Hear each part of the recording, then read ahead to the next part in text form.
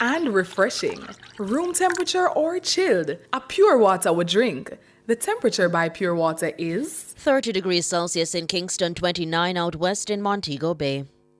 News at 5 teasers are brought to you by Advanced Scales and Equipment. Service is our total commitment. From the Nationwide News Network, comprehensive, incisive, tough. This is Nationwide at 5. Good afternoon, I'm Cliff Hughes. And I'm Robianne Williams. In Nationwide News at this hour, the Jamaican economy has slightly outperformed projections for the April to June quarter. But Statin says growth remains at a meager 0.2%. The OUR says more than $48 million have been paid to customers of JPS and NWC for breaches of guaranteed standards. Opposition leader Mark Golding says his no-confidence motion against the Prime Minister had nothing to do with the Integrity Commission's findings. Government has used its majority on spurious ground to try and block this matter being discussed in Parliament openly, which is what a no-confidence motion would cause.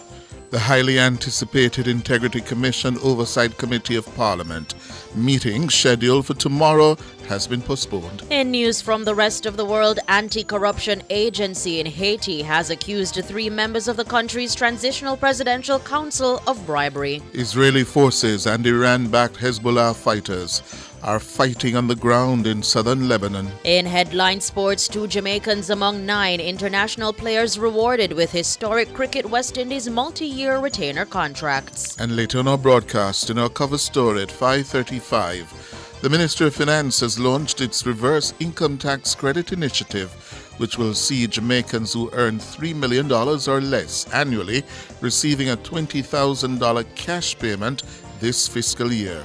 Project lead for the initiative, Bevan Sinclair, will walk us through how it will be implemented. In public opinion at 6:26, we ask, should members of Parliament live in their constituency?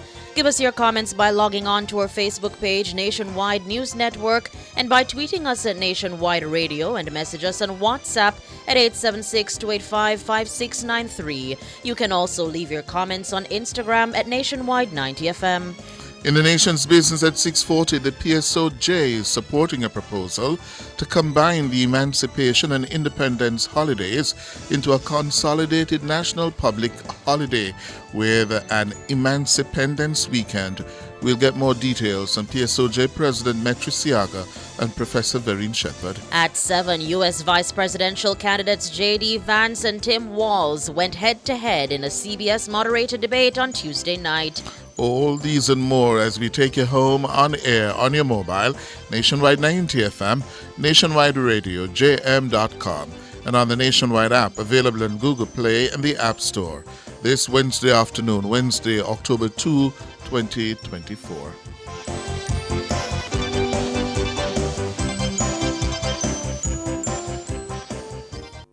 News at 5 teasers were brought to you by Advanced Scales and Equipment. Service is our total commitment. If it's news, it's got to be Nationwide 90 FM. Now to the details. The Jamaican economy has slightly outperformed projections for the April to June quarter. However, growth remains relatively flat. It grew by a meager 0.2% for the quarter compared to the similar period in 2023. That's according to the latest data provided by the Statistical Institute of Jamaica, Statin. Siobhan Campbell reports. Previously, the Planning Institute of Jamaica, PIOJ, estimated that the Jamaican economy would grow by 0.1% for the April to June quarter of 2024. But the final figure from Statin suggests the economic picture was not as bleak. Average growth in the Jamaican economy was actually 0.2% for the period. This was driven primarily by previously underestimated improvements in the good-producing sectors. It grew by 1.5%. That's more than double the PIOJ's estimates. All industries in the goods-producing sector improved with the exception of construction. However, the contraction in the construction sector was not as severe as expected, moving from negative 2.4% from the PIOJ's estimates to only negative 1.9% according to Statin. Similarly, manufacturing, which the PIOJ estimated to be flat for the period, actually registered a 1.8% improvement. Agriculture also outperformed its previous estimate. Mining and quarrying came in lower than expected. However, the contraction in the services sector was slightly more pronounced than anticipated. The sector contracted by 0.2% rather than the 0.1% growth projected by the PIOJ. 4 of the 7 industries under this heading registered marginal improvements of between 2.4% and 0.1%. Wholesale and retail trade, real estate renting and business activities, and producers of government services all declined. Siobhan Campbell for Nationwide News. Minister with responsibility for works, Robert Morgan, says Cabinet is set to be updated on the progress of the government's Spark program next Monday.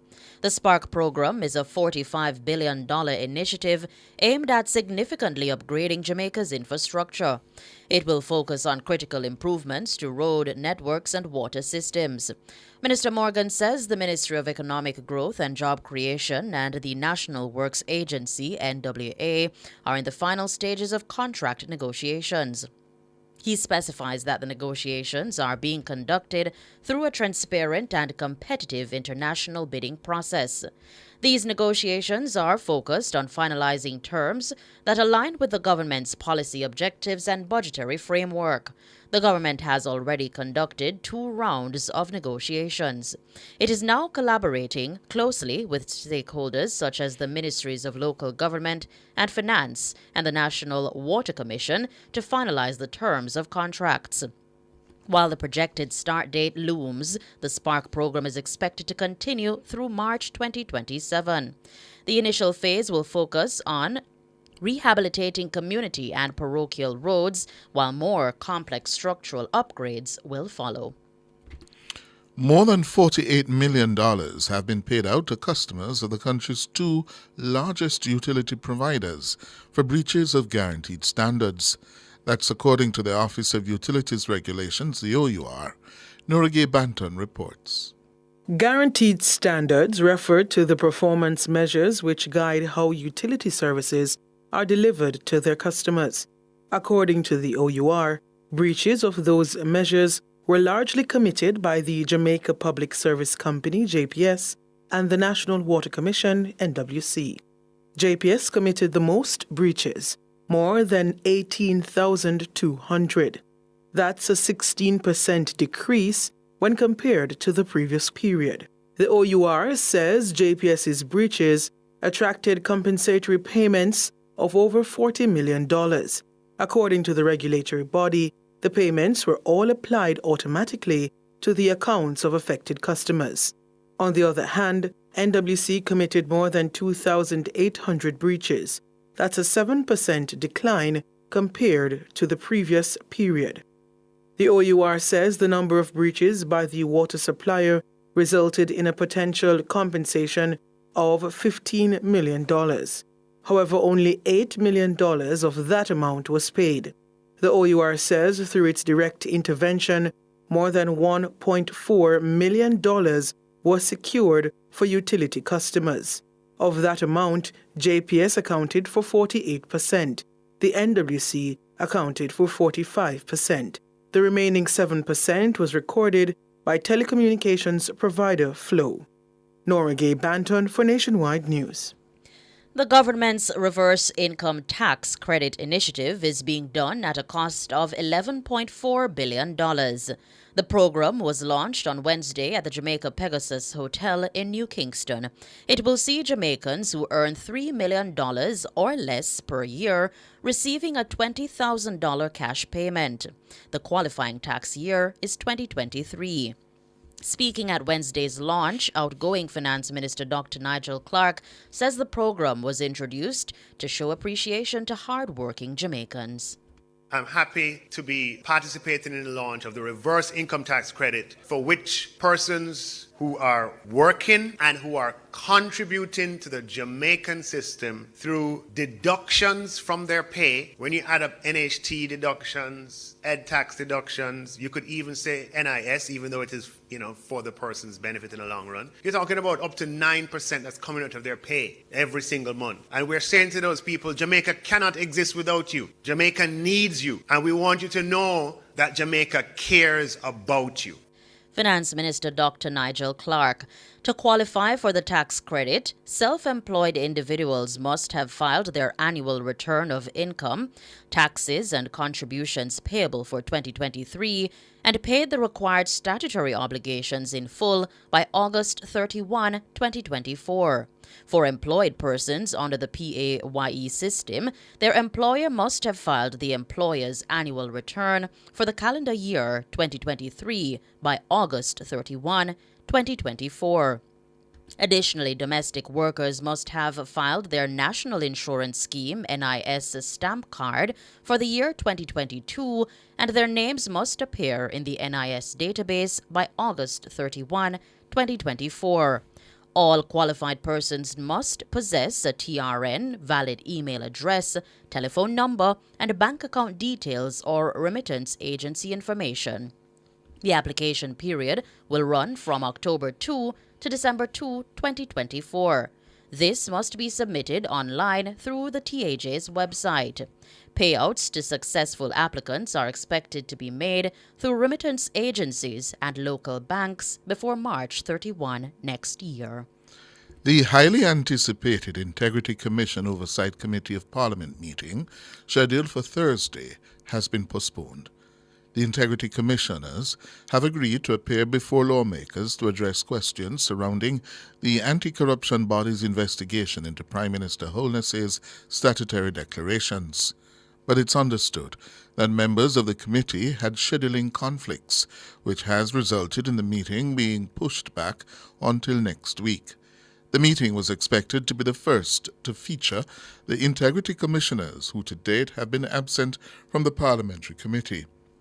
The Commission's report on Prime Minister Holness's statutory declarations was to be the primary topic of discussion. While the report found Mr. Holness had no charge to answer, the Commissioners refused to certify his statutory declarations without a further probe by the Tax Administration Jamaica and the Financial Investigations Division, the FID.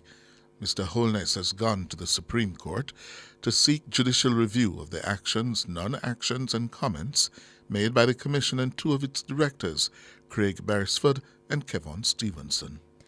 Opposition leader Mark Golding has dismissed arguments by government MPs that his motion of no confidence against Prime Minister Andrew Holness were improper. Mr. Golding says the motion was unrelated to the judicial review sought by the Prime Minister regarding the Integrity Commission's findings on his statutory declarations. Mahiri Stewart tells us more. During Tuesday's session of the House of Representatives, Deputy Speaker Heroy Clark blocked Mr. Golding's attempt to table the motion. Mr. Clark cited the fact that the contents of the Integrity Commission's report were now sub judice. The move was followed by a walkout by the opposition. But Mr. Golding is now dismissing the government's reasoning, led by MP Pernell Charles Jr., as baseless.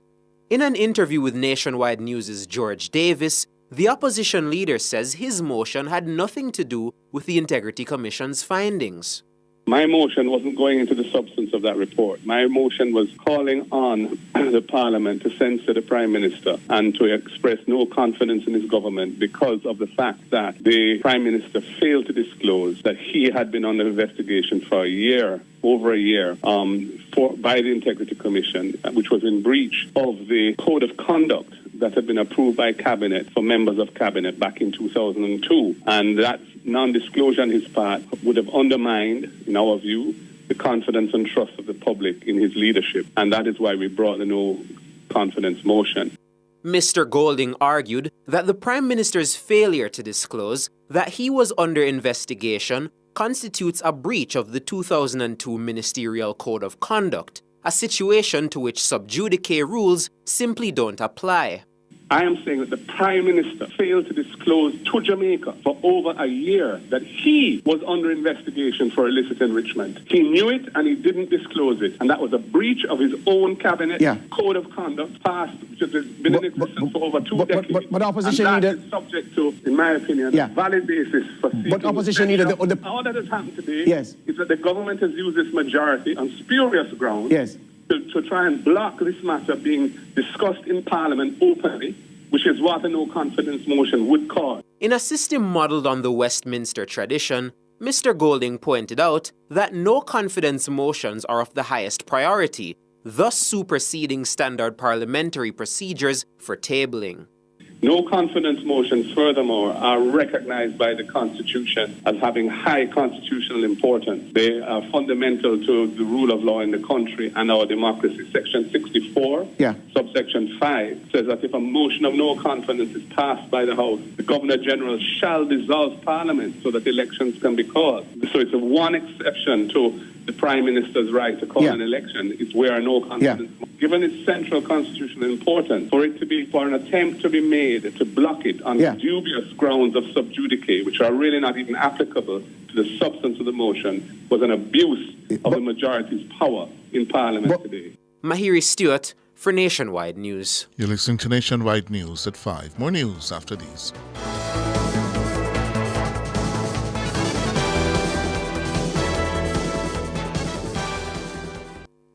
Valley Drug Pharmacy offers curbside pickup and delivery of your branded and generic drugs. WhatsApp your prescription to 876-881-6695. The time by Valley Drug Pharmacy is 16 minutes after 5. Rentokil Initial is the expert in pest control, air purification, and hygiene services. Call today 876-926-4236. The temperature by Rentokil is 30 degrees Celsius in Kingston, 29 out west in Montego Bay. Imagine opening a bank account without ever leaving your home. Well, at CIBC Caribbean, we've changed the game. Open a new CIBC savings or checking account completely online using your computer or phone, anywhere, anytime. No need to visit the bank, no waiting in line. Just apply, verify, and sign your documents, all online. It's secure, seamless, and 100% digital. Open your new CIBC account by applying online today.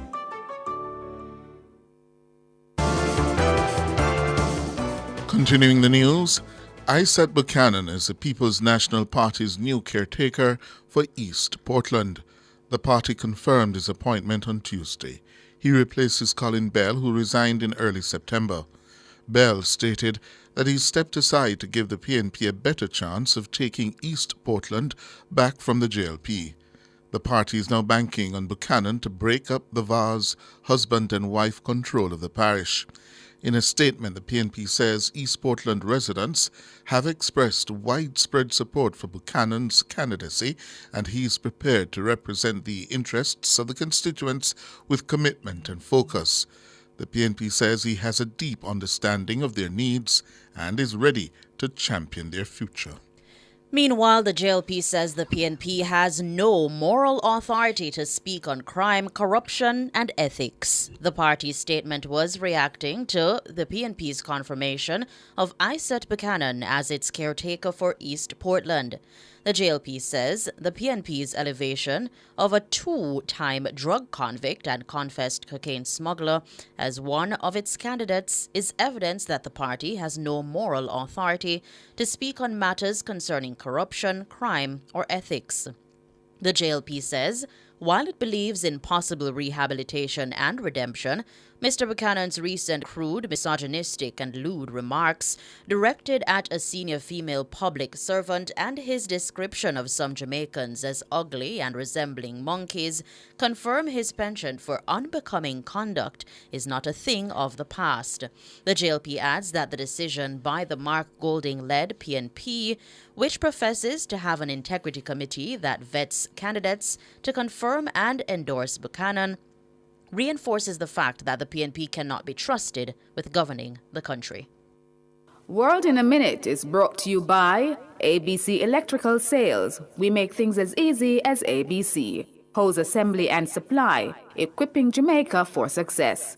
And Charles O'Connor Consulting Network, COCN, driven by international accounting standards, modern technology, and integrity. The World in a Minute. An anti-corruption agency in Haiti has accused 3 members of the country's Transitional Presidential Council of bribery. The Unit for Combating Corruption made the accusation in a scathing report today. Smith Augustin, Emmanuel Vettiler, and Louis-Gerard Gillet are accused of demanding more than $750,000 from the director of the government-owned National Bank of Credit to secure his job. The revelation threatens to destabilize the country's fragile political stability. The 3 council members and the bank manager all face criminal charges of bribery and corruption. The report is a significant blow to the 9-member council and is expected to further erode people's trust in it. The council was appointed earlier this year after targeted gang violence forced the country's former prime minister to resign, leaving Haiti without a leader. A judge is now expected to review the report's findings and issue any arrest warrants if needed. Israeli forces and Iran-backed Hezbollah fighters are now fighting each other on the ground in southern Lebanon after Iran launched its largest ever attack on Israel. The Israeli military said on Wednesday 8 soldiers were killed in combat. Iran fired about 200 ballistic missiles in Tuesday's barrage, which it said was in response to the killings of Hezbollah's chief and Hamas's political leader. Concerns are now growing of a wider all-out war between the 2 regional military powerhouses. U.S. President Joe Biden has voiced opposition to a potential strike by Israel on Iran's nuclear sites. But Iran's military chief warned of broader strikes if Israel responds.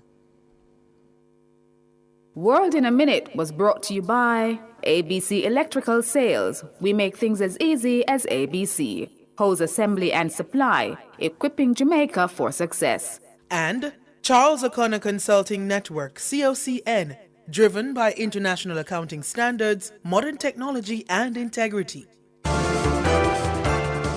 Recapping the top stories in nationwide news at this hour.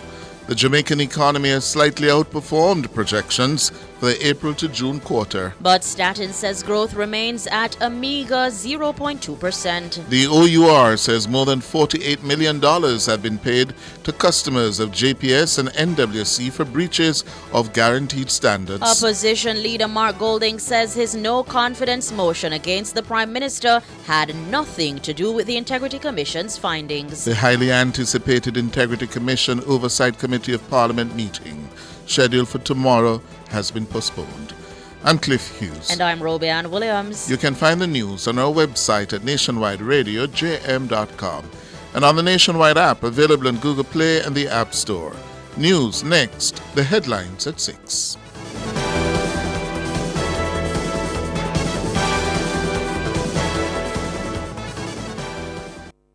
Make lasting impressions.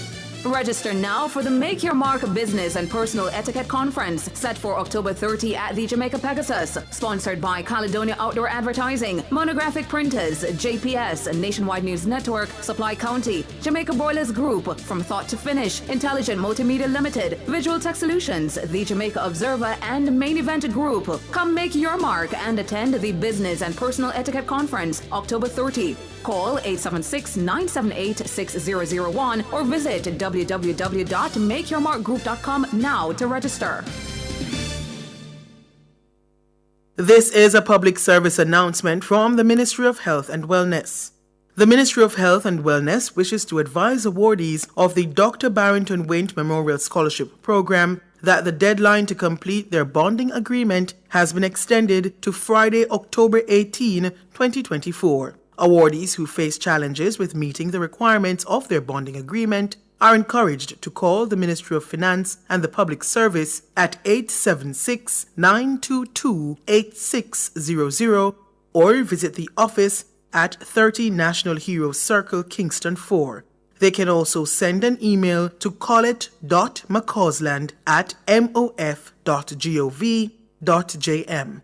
That was a public service announcement from the Ministry of Health and Wellness. Tie your laces, put on something purple, and support the CIBC Caribbean Walk for the Cure. Join us at Hope Gardens on Sunday, October 6th at 6 a.m. We're walking, running, and moving in the fight against cancer. Sign up today at runningeventsja.com. Registration fee $3,000 includes your Walk for the Cure t-shirt while supplies last. CIBC Walk for the Cure, Sunday, October 6th, 6 a.m. at Hope Gardens. All proceeds in aid of the Jamaica Cancer Society.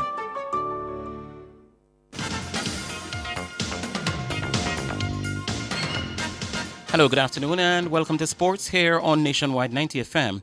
I'm Wayne Walker. 2 Jamaicans are amongst 9 West Indies players who have been granted the first ever multi-year retainer contracts by Cricket West Indies.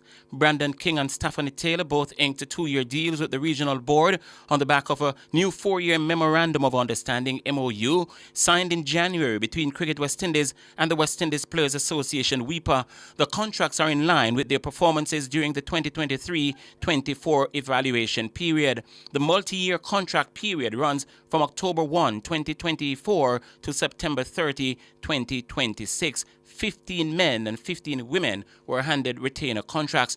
Of the 15 senior women's players contracted, there were 3 were awarded multi-year contracts. The other 2 being the captain, Hayley Matthews, and Shermaine Campbell. Of the 15 men, 6 were handed multi-year deals, including Shea Hope, Alzari Joseph, Gudakesh Moti, Jaden Seals, and Shamar Joseph. And the rest of, 15 men, and the 6 were given multi-year. The other 9 with 1-year contracts, Alec Athenaeus, Craig Brathwaite, Casey Carty, Ruston Chase, Joshua De Silva, Kevin Hodge, Akil Hussain, Romaria Shepherd, and Rovman Powell. Now, the West Indies men's contract pool of international players is relatively stable with only 2 changes in the 15. Now, for the women who were given contracts, the other 12, apart from those who were given multi-year contracts, Alia Alain, Shamila Connell, Deandra Dotting, Afi Fletcher, Sherry Ann Fraser, Chanel Henry, Zadie James, Kiana Joseph, Ashmini Munusar, Chedi Nation, Karishma Rahmarak, and Rashada Williams. So those were the players who were given 1-year deals. Babar Azam has stepped down as Pakistan's white ball captain for the second time in less than a year, citing a desire to lessen his workload and focus on his batting. Azam says he had notified the Pakistan Cricket Board of his decision to quit the white ball captaincy last month in an interest to prioritize his performance, enjoy his batting, and to spend quality time with his family. The resignation comes almost 6 months to the day after his reappointment as a captain. After stepping down as captain from all formats for the first time following Pakistan's disappointing showing at the ODI World Cup in India late last year, Azam was appointed skipper of the T20 and One-Day international sides once more just 4 months later. Pakistan's next white ball assignment will come next month when they travel to Australia for 3 T20 internationals and a similar number of one-day games. European Champions League football returned to Villa Park in stunning fashion today as Aston Villa beat 6-time winners Bayern Munich 1-0. Colombian super sub Jean Duran came off the bench to bag the winner on 79 minutes as the Villains celebrated the return of Champions League football for the first time since 1983. Here's Jean Duran, takes the shot, Duran! Oh my word! The 20-year-old kid from Colombia has just lit up Villa Park with a world-class finish against Bayern Munich. And just like 42 years ago, I'll say it again, Villa lead Bayern. Jamaica's Leon Bailey played 33 minutes in the game. He came on as a substitute in minute 27, but he was substituted in the 60th minute. Meanwhile, champions Real Madrid, they suffered a 1-0 defeat in France. The Canadian international Jonathan David scored the winner from the spot on the stroke of half-time. Jonathan David for Lille scores! And these are words that not many thought they would hear tonight. Lille lead Real Madrid. In other games, Liverpool beat Bologna by 2-0. Goals coming from the Argentine World Cup winner Alexis McAllister and the Egyptian superstar Mo Salah. Nunez with a space for Salah. McAllister all alone. Anfield erupts to the sound of a Champions League goal here again. And the first of the season for Alexis McAllister. This is Salah. Almost Salah! It's brilliant! That is a terrific goal from Mo Salah. And Anfield rises once more to the sight of one of their modern greats. In other games today, Juventus stopped RB Leipzig by 3-2, and Atalanta blanked Shakhtar Donetsk by 3-0.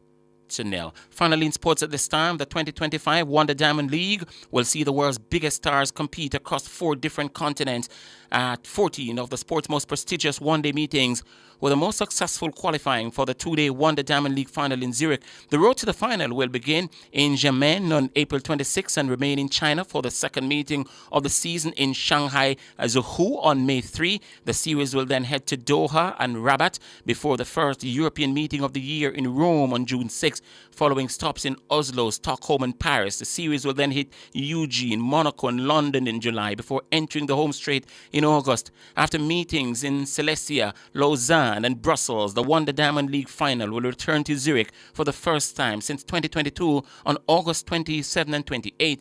Each discipline will be staged between 4 and 7 times on the road to the final, giving athletes from across the world and the full diversity of track and field the chance to qualify. All 32 Wonder Diamond League champions will then be crowned as a series final in Zurich, with both the iconic Diamond Trophy and the record levels of prize monies at stake. With the World Athletics Championships Tokyo 25 taking place in September, the Wonder Diamond League will also provide the perfect preparation ground for the year's major global championship. That's sports. We're going to be back with more at 6:05.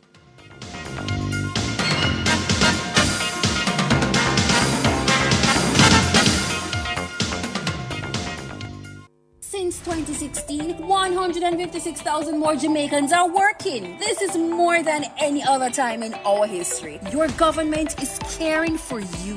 The time brought to you by the Office of the Prime Minister is 5:31. Charles O'Connor Consulting Network, COCN, is a financial reporting firm that delivers accounting and compliance services on time. Call us today at 876-908-0486 to 7. Email us at clientservices@cocnjamaica.com or visit our website at www.cocnjamaica.com. COCN, driven by international accounting standards, modern technology and integrity. Imagine opening a bank account without ever leaving your home. Well, at CIBC Caribbean, we've changed the game. Open a new CIBC savings or checking account completely online using your computer or phone, anywhere, anytime. No need to visit the bank, no waiting in line. Just apply, verify and sign your documents, all online. It's secure, seamless, and 100% digital. Open your new CIBC account by applying online today. Register for one of the premier events of the Chartered Accountants Week 2024, the ICAJ Business Conference. That's right, the conference is set for October 10, 2024 at the Jamaica Pegasus Hotel and online. This year's theme, Reimagining the Future, Integrity, Innovation and Impact, will provide business and accounting professionals with modern strategies for today's economy. Tune in to Cliff Hughes Online on Nationwide 90 FM from 10 a.m. to 1 p.m. for key discussions, insightful information on the role of AI in accounting and more. The broadcast will also feature exclusive interviews and a wealth of knowledge that will showcase ICAJ's leadership in shaping the future of accounting and finance in Jamaica. So, tune in to Cliff Hughes Online for this revolutionary experience on October 10 from 10 a.m. to 1 p.m. The ICAJ Business Conference is back. Catch all the action at the Jamaica Pegasus online or tune in to Nationwide 90 FM, the new revolution in media. This broadcast is brought to you by the Institute of Chartered Accountants of Jamaica. Register for ICAJ Business Conference at www.icaj.com by October 4.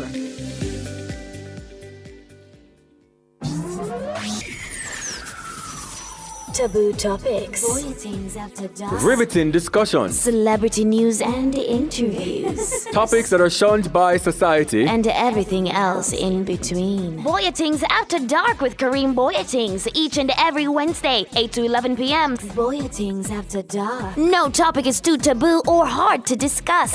Come get your mind blown and your curiosity explored. Boyatings After Dark. Are you ready to turn your sales and marketing skills into high earnings? Nationwide 90 FM is searching for business development executives to help us grow our business and build lasting client relationships. If you have experience across all stages of the sales cycle and possess strong communication, negotiation, and time management skills with a proven sales track record, this opportunity is perfect for you. Join our team and work with the top corporate brands, media agencies, and of course, our on-air personalities. Enjoy networking opportunities, professional growth, and competitive commissions. Ready to take the next step? Send your resume to hr@nationwidenewsnetwork.com today.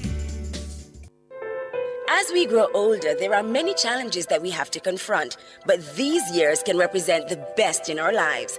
Coming of Age during Nationwide This Morning on Thursdays explores issues persons 50 and over confront. It also provides expert opinions on how we can improve the quality of our lives as we get older. That's Coming of Age, this and every Thursday during Nationwide This Morning at 6:51 a.m. I'm Dennis Brooks. I'm Marlon Campbell. I'm Floyd Green. And I'm Garth Williams. Catch us on the Jamaican Dads podcast right here on Nationwide 90 FM, Thursdays at 8 p.m. with a repeat on Sundays at 6 p.m. The Jamaican Dads podcast is all about providing men with a healthy, safe, and functional forum to tackle many of the taboo topics that concern our masculinity. Like everyone else out there, we're dads of varying amounts of experience who come from different backgrounds and often view the world differently. We're definitely not perfect, but we're all brethren and we're all committed to this piece of rock called Jamaica. Too often, there are no safe spaces for men to explore the issues which are important to us. Plus, most of the content out there about parenthood is produced by women, for women. So we think it is important that we be the change we want to see. Follow us on YouTube, Facebook, Instagram, and Twitter at Jamaican Dads with a Z. And definitely join us here on Nationwide 90 FM every Thursday at 8 p.m. with a repeat on Sundays at 6 p.m. for the Jamaican Dads podcast. It's a revolution in media.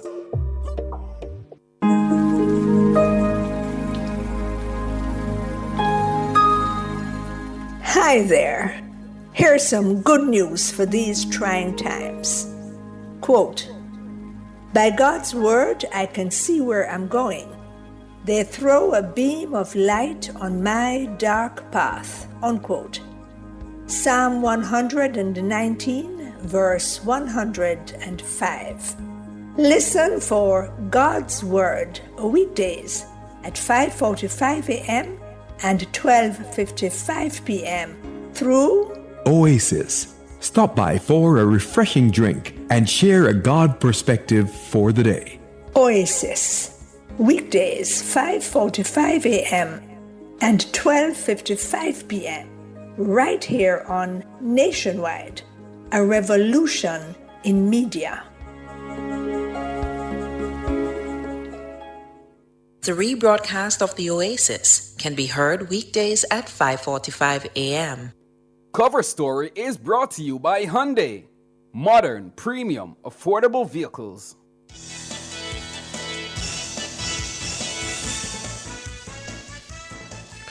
Good afternoon. It's 5:38 and it's time for the Cover Story. I'm Siobhan Campbell. You, Sir Siobhan, and top of the afternoon to our listeners and our viewers on YouTube. I'm Tyrone Reed. Welcome back, Tyrone, the erudite one. How are you? Man, the great Siobhan Wayne Campbell. Good to be in your company, my brother. Well, let's get into it. The Ministry of Finance has launched its Reverse Income Tax Credit Initiative. The launch was held on Wednesday morning at the Jamaica Pegasus Hotel in New Kingston. The one-off reverse credit was announced by Finance Minister Dr. Nigel Clark during the 2024-2025 budget debate in March. We'll see Jamaicans who earn a $3 million or less per year receiving a $20,000 cash payment this fiscal year. Minister Clark thanked Tax Administration Jamaica for the work it has done to create a system that will process the applications. I have to recognize and single out Tax Administration Jamaica for the studious and diligent way in which they have gone about the implementation of the reverse income tax credit. This is exactly how it ought to work. The cabinet ministers make policy and members of the public sector implement policy. And this was done in a very frictionless way. Commissioner General and his team took the ball, ran with it, and have designed fit-for-purpose modality through which this product can be enjoyed by members of the public. The finance minister also says the principles of care and equity were also a consideration that influenced the government's move to introduce the initiative. We chose the threshold to be 3 million because we know that even persons who earn over 1.7 can have a disproportionate experience from the period of high inflation. So what we launched today, the reverse income tax credit, is a feature, a product that exists in other parts of the world, and it is one that recognizes that there's inequality in terms of outcomes and in terms of income distribution in Jamaica. And it is important that we recognize that it exists, but we don't leave it as it is. The government makes steps to ensure that people know that we care and we're doing something to address the circumstances that they face. Voice there of the country's finance minister, soon to be outgoing finance minister, Dr. Nigel Clark.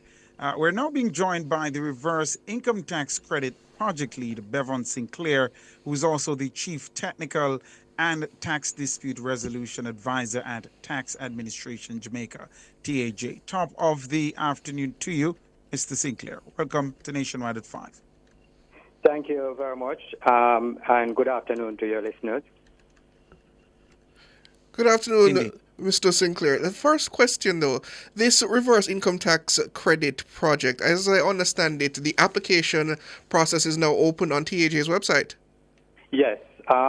If you go to jamaicatax.gov.jm, you will see a banner labeled reverse income tax credit. And once you click on that banner, it will take you to the hub where the application is, and also a host of information in terms of frequently asked questions, etc., that will guide you through the process of making the application. How onerous is this application process, Mr. Sinclair? Because I absolutely abhor filling out forms. And if it is going to be onerous, I'd probably pass on the credit. So is it going to be onerous, or it's something that can be done in a breeze? It is a very simple interface. We try to make it as simple as possible, and that was one of the mandates from the Honorable Minister based on the prior experiences with WeCare. So it is very simple. You basic information, your name, your TRN, your date of birth, and contact, whether it is email or SMS. That is the main information that is required, and depending on the mode of payment that you select. If you select a remittance company, all you need to do is to provide the location where you want to pick up the funds. And if you choose a financial institution, a bank, then you'll have to provide your banking details, the branch, the account number, and also, the type of account that you maintain with that financial institution. So it's very simple. One of the requirements of the application process is to make sure that if you're a self-employed person that you have filed your own tax returns, and the other one is that to ensure that your employer has done so. How does one check those details to ensure that their employer specifically has maintained their tax return filing so that you can benefit from this credit? Well, it is simple. The respective employee can have the interaction with the responsible officer within the entity that they were, to ensure that the SO2 form was filed on or before August 31st of this year. And once that is is done, then the person would be eligible. The self-employed person, if they're doing it on their own or they're using an accounting firm, they simply need to confirm with the accounting firm on the date that the return, the SO4 return, would have been submitted for the self-employed person. And there's no way around that requirement. If, for whatever reason, your employer had failed to make that filing, then you simply would not be able to benefit from the reverse credit? Exactly. We, as you would be aware, the cutoff date for the filing of the SO2 is actually March 31st, 2024 for the 2023 return. And in respect of the self-employed person, the cutoff date is March 15, 2024 for the year of assessment 2023 income tax return. We have extended the time to August 31st, 2024, simply to facilitate a broader cross-section of the Jamaican population qualifying for this reverse income tax credit.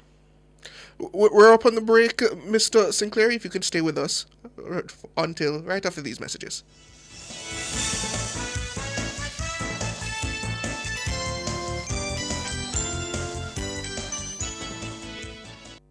Clearing personal, non-commercial shipments at the port? Avoid the wait. Request a contactless clearance through your agent today. It's more efficient. It's secure. The time by the Jamaica Customs Agency is 15 minutes to 6. Upgrade your kitchen and bathroom to the next level with Unique Living. They're the ultimate destination for all your kitchen and bathroom needs. From luxurious shower systems to exquisite faucets, vanities, sinks, toilets, closets, and more. They have it all. Visit shop number 6, 30 Dunrobin Avenue, Kingston 10, or call them at 876-755-3661. Elevate your space with Unique Living, where quality meets expectations. The 5% Club is now taking new members. Sounds exclusive? We don't want it to be. You see, it's made up of less than 5% of women who get screened for breast cancer in our country each year. At Sagicor, we've made it our mission to help to change the statistics. In fact, with 5,000 more women getting screened, we can officially become the 6% Club. And we won't stop there. So please get checked. Early detection saves lives. Go to bit.ly/5% Club JA.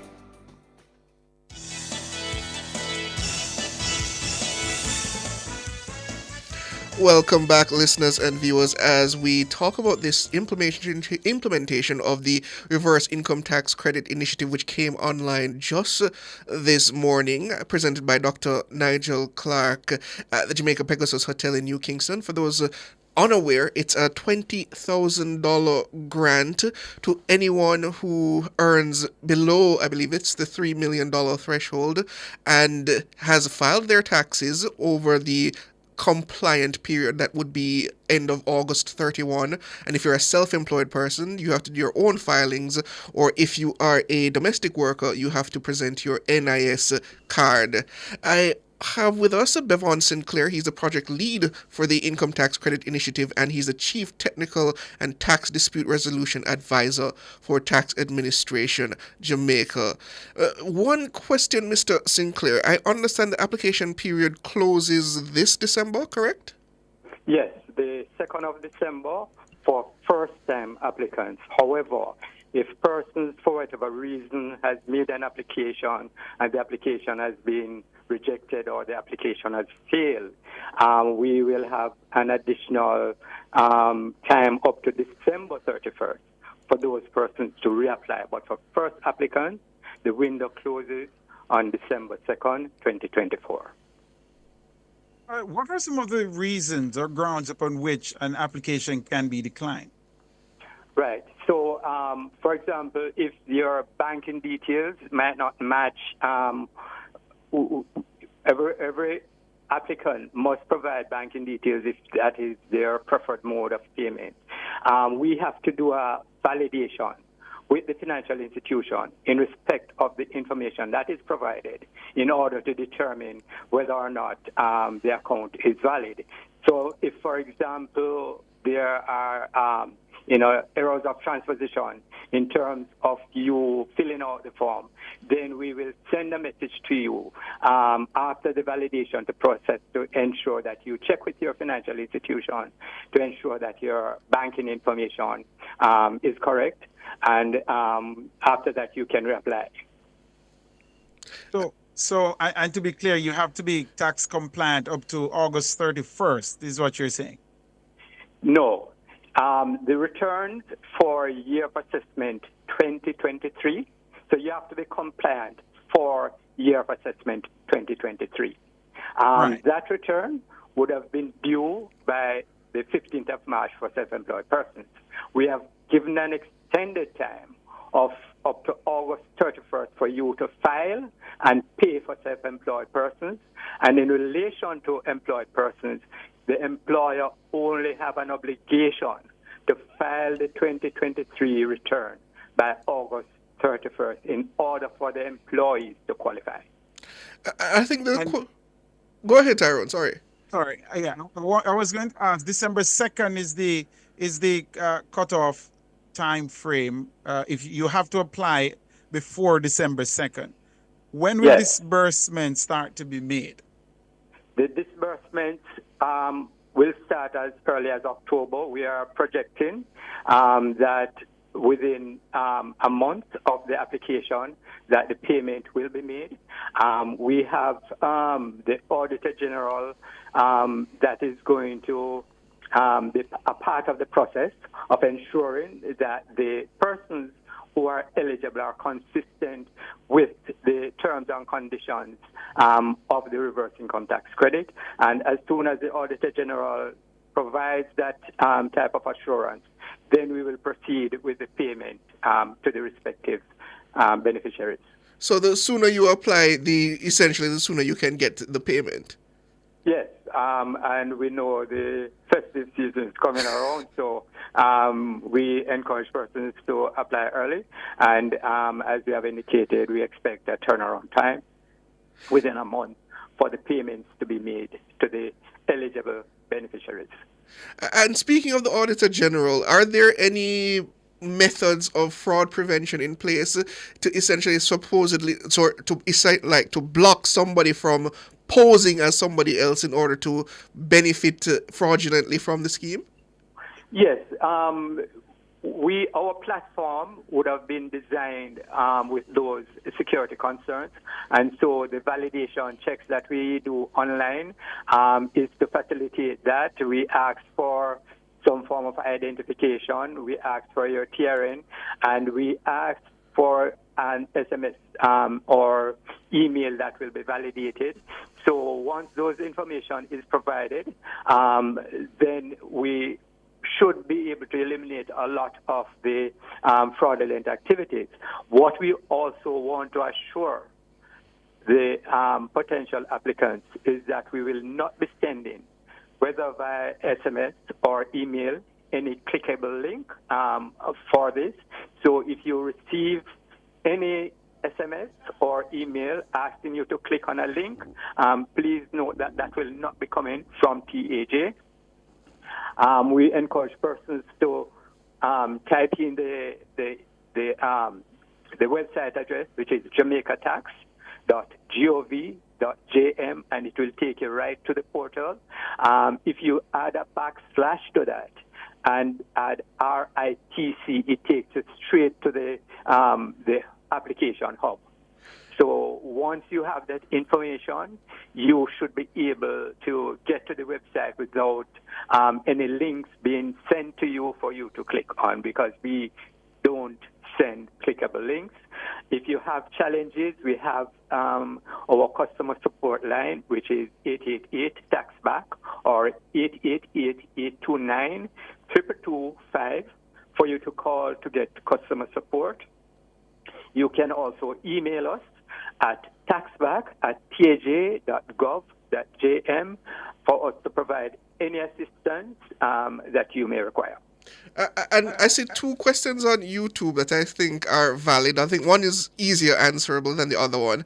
One is, do government workers who earn under $3 million, are they entitled to the grant? But I think a more poignant question is, are pensioners able to apply for this $20,000 grant?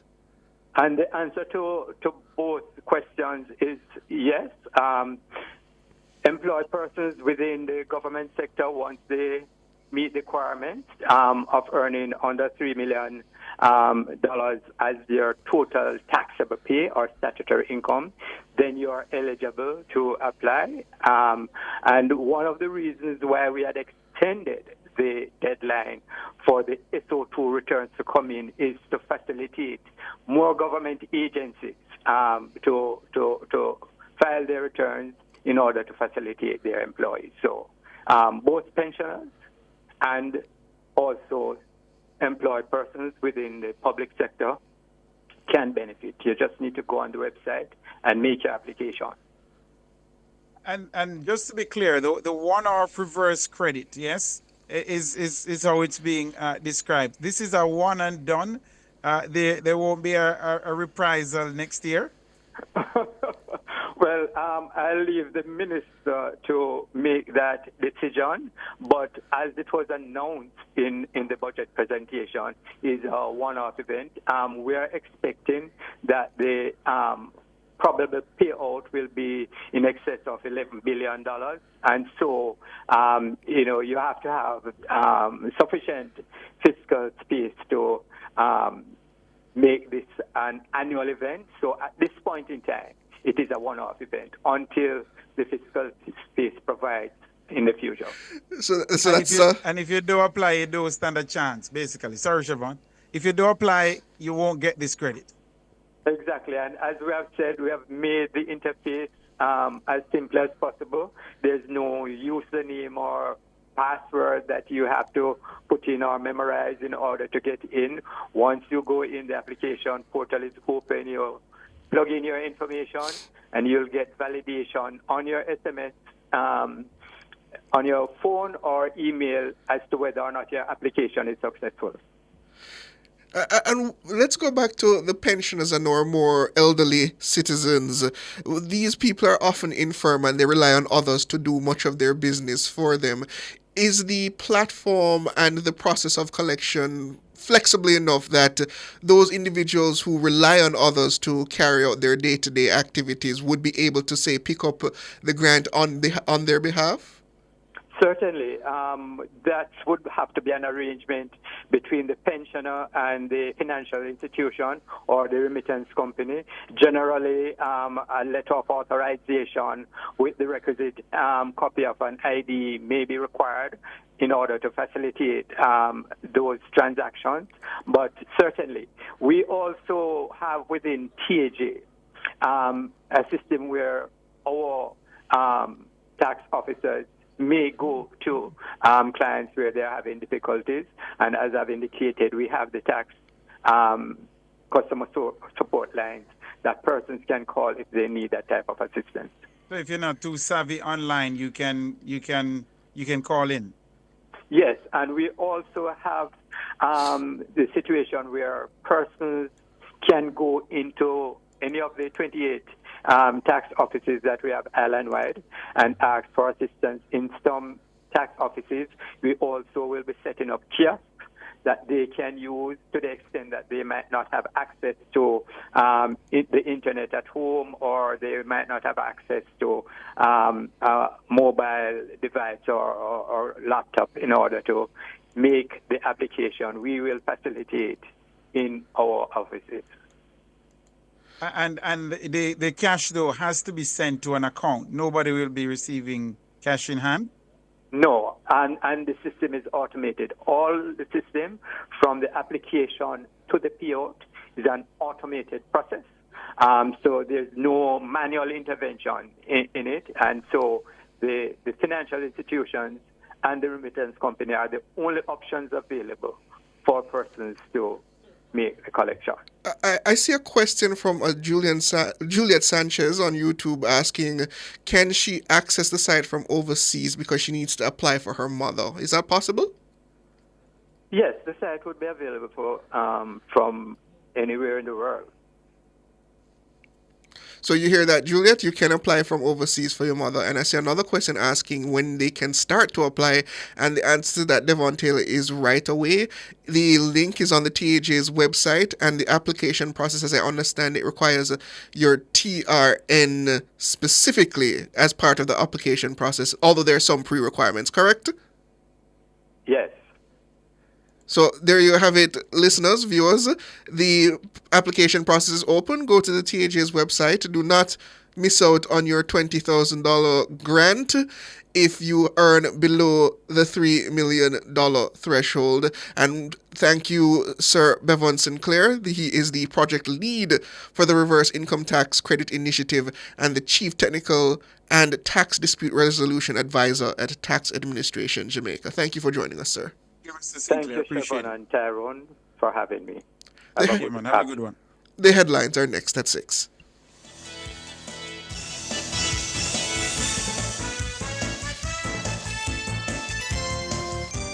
Cover Story was brought to you by Hyundai. Modern, premium, affordable vehicles.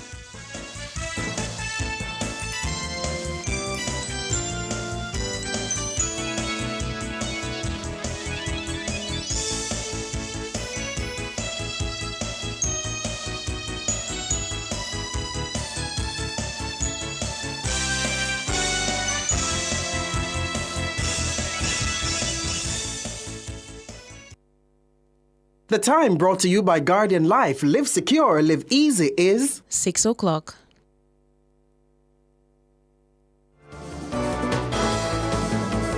Nationwide headlines at 6.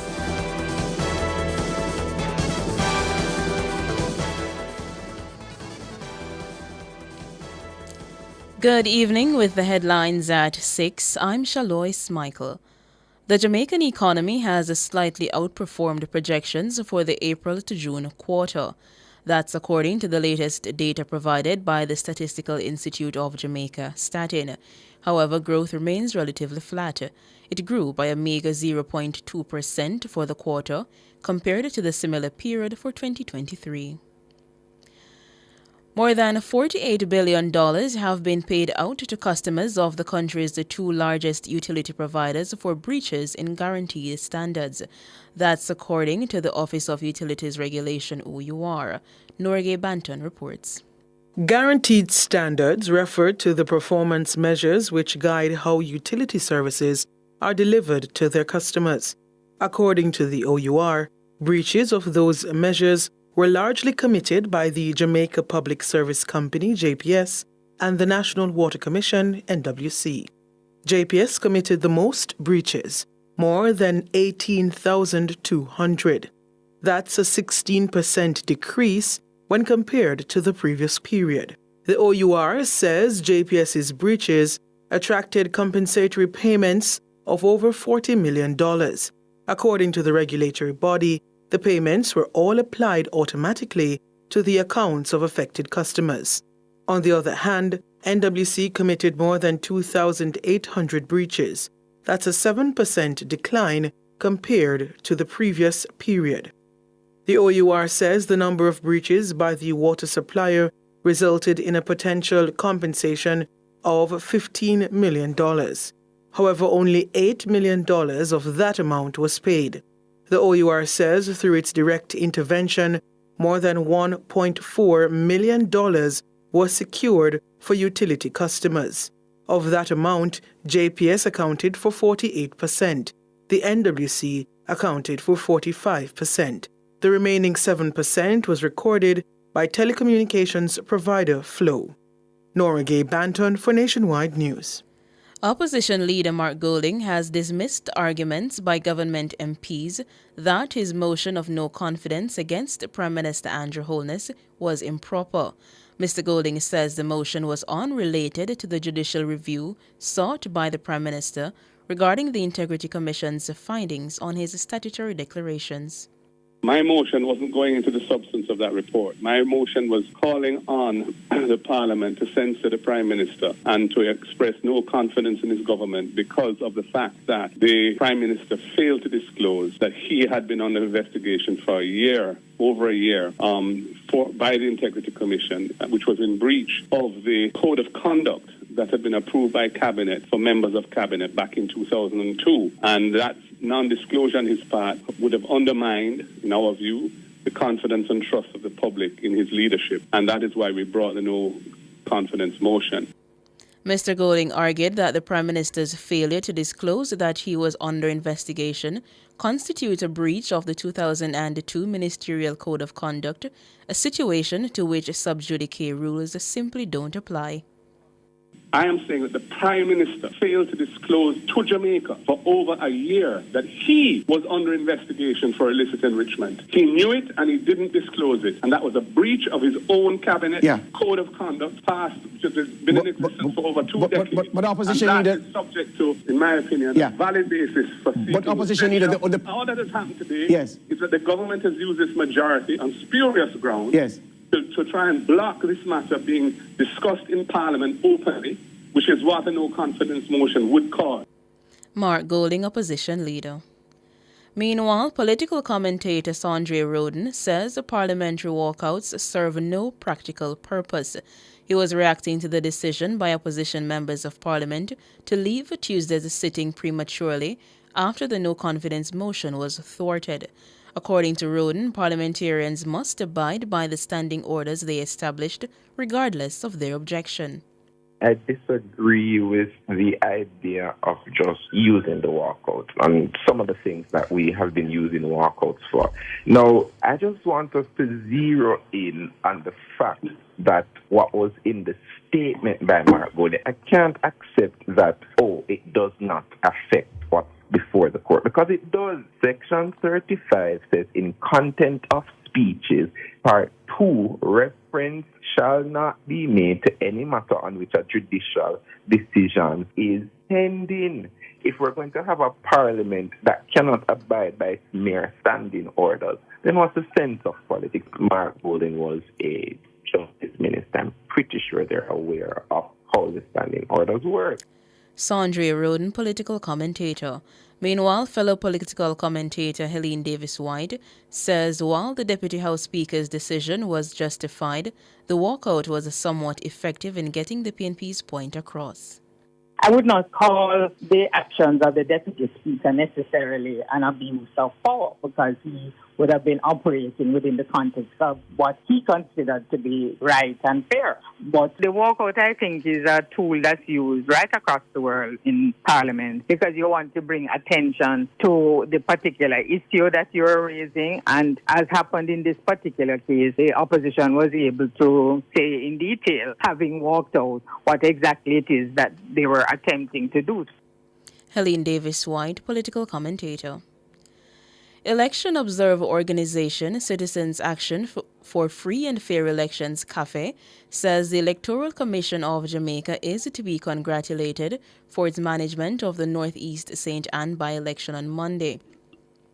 It declares that the election was conducted freely and transparently. CAFE says, based on observer reports, all required materials were in place in all polling stations and voting proceeded without a significant interruption.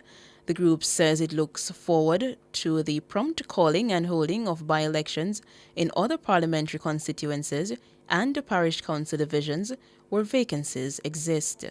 Those were the headlines at 6. I'm Shalois Michael. Sports is next.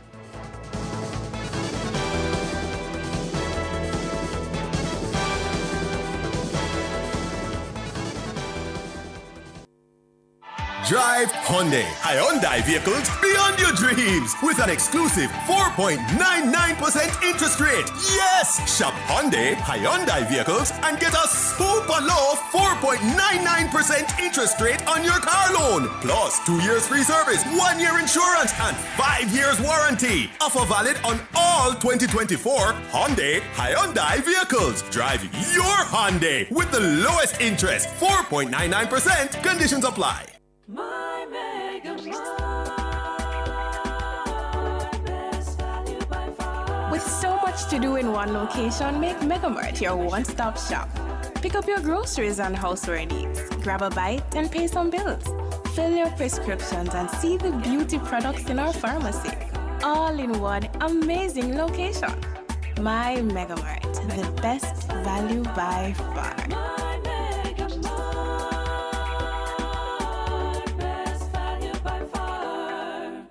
Tie your laces, put on something purple, and support the CIBC Caribbean Walk for the Cure. Join us at Hope Gardens on Sunday, October 6th at 6 a.m.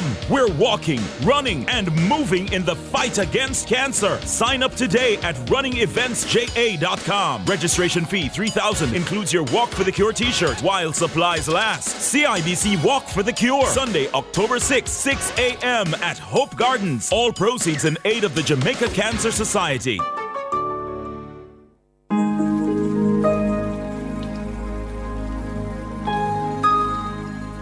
Hi there.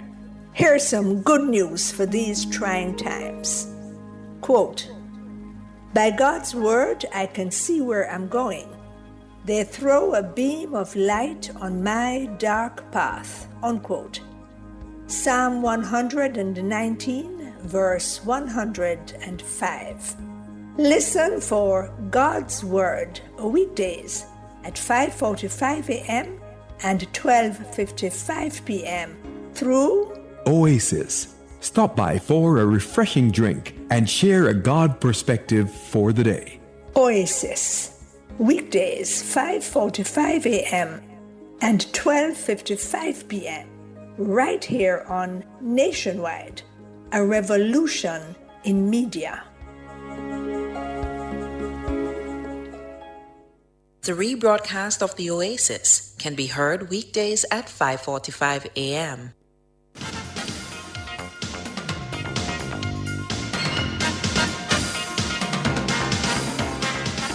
Hello, good evening, and welcome to Sports here on Nationwide 90 FM. I'm Wayne Walker. 2 Jamaicans are among 9 West Indies players who have been granted the first ever multi-year retainer contract by Cricket West Indies.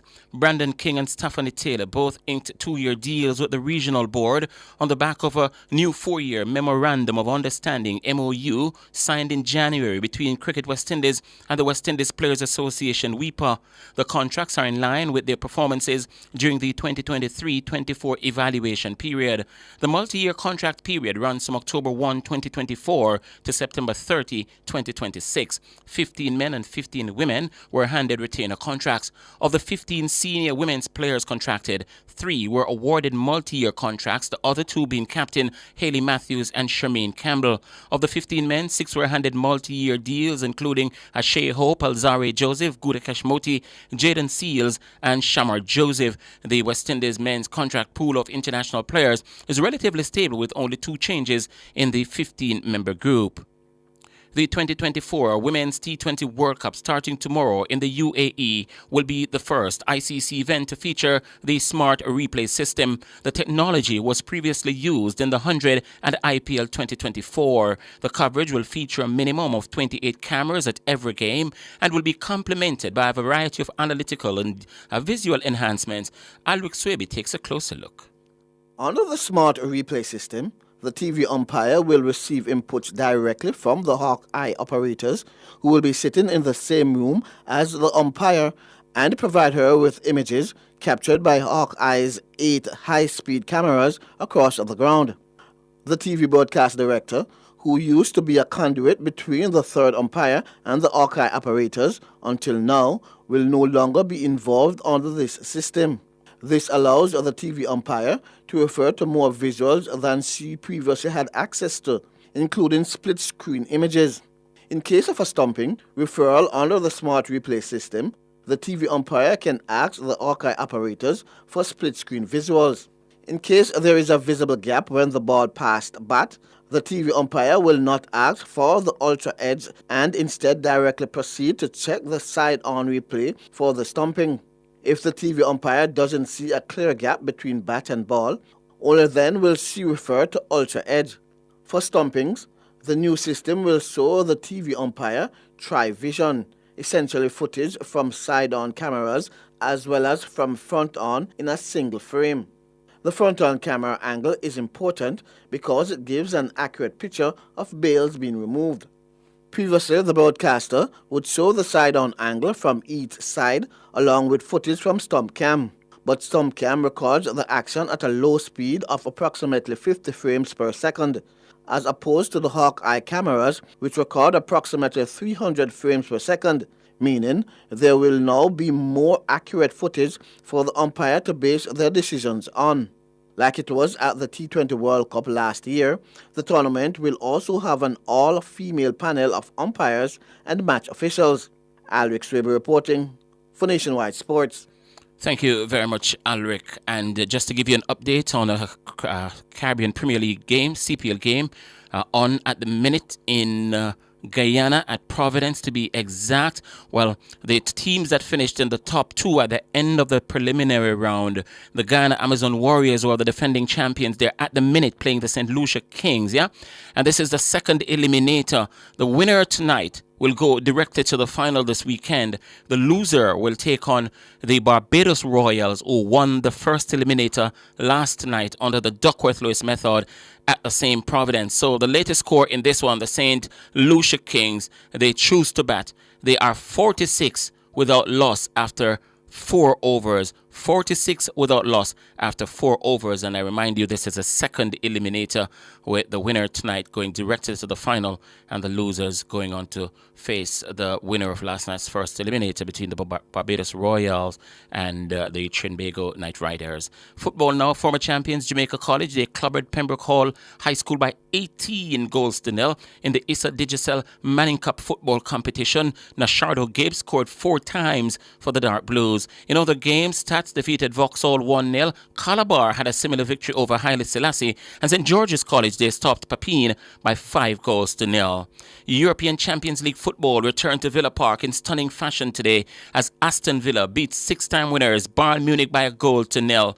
Colombian super sub John Duran came off the bench to back the winner on 79 minutes as the Villains celebrated the return of Champions League football at Villa for the first time since 1982. Here's John Duran, takes the shot, Duran! Oh my word! The 20-year-old kid from Colombia has just lit up Villa Park with a world-class finish against Bayern Munich. And just like 42 years ago, I'll say it again, Villa lead Bayern. Classic. Jamaica's Leon Bailey played 33 minutes in the game. He came on as a sub in the 27th minute, but he was taken off on the hour mark on minute 60. Meanwhile, champions Real Madrid, they suffered a 1-0 defeat in France. The Canadian international Jonathan David scored the winner from the spot on the stroke of half-time. Jonathan David for Lille scores! And these are words that not many thought they would hear tonight. Lille lead Real Madrid. In other games, Liverpool, they beat Bologna out of Italy by 2 goals to nil. Goals coming from the Argentine World Cup winner Alexis McAllister and one from the Egyptian superstar Mo Salah. Nunez with a space for Salah. McAllister all alone. Anfield erupts to the sound of a Champions League goal here again. And the first of the season for Alexis McAllister. This is Salah. Almost Salah! Brilliant! That is a terrific goal from Mo Salah. And Anfield rises once more to the sight of one of their modern greats. In other games, Juventus topped RB Leipzig by 3 goals to 2 and Atalanta blanked Shakhtar Donetsk by 3 goals to nil.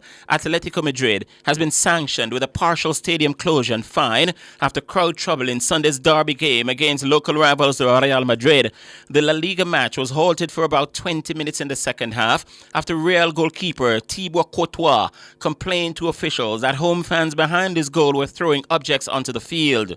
Appeals were made over the stadium loudspeakers for fans to stop throwing objects, but they were ignored, prompting the suspension of the game. The Spanish Football Federation's disciplinary committee has now ruled Atletico must close the lower south section of the Metropolitano Stadium where the trouble occurred for the next 3 games. The club has also been fined €45,000 for what the body called, quote, very serious and totally unacceptable offences. The match ended 1-1. Atletico said they have already identified and banned the one supporter over the matter. The 2025 Wonder Diamond League will see the world's biggest stars compete across 4 different continents at 14 of the sport's most prestigious one-day meetings, with the most successful qualifying for the 2-day Wonder Diamond League final in Zurich. The road to the final will begin in Xiamen in China on April 26. They'll remain in China for the second meeting of the season in Shanghai on May 3.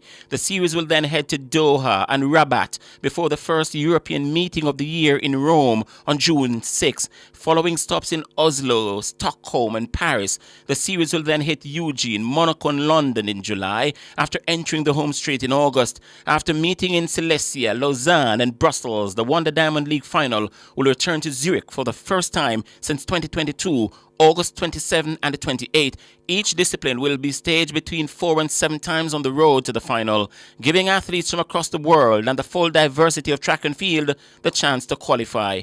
All 32 Wonder Diamond League champions will then be crowned at the series final in Zurich, with both the iconic Diamond Trophy and the record levels of prize money at stake. With the World Athletics Championships Tokyo 2025 taking place in September, the Wonder Diamond League will also provide the perfect preparation ground for the year's major global championship. And we can tell you from now, the World Championship in Tokyo will be live right here on Nationwide 90 FM.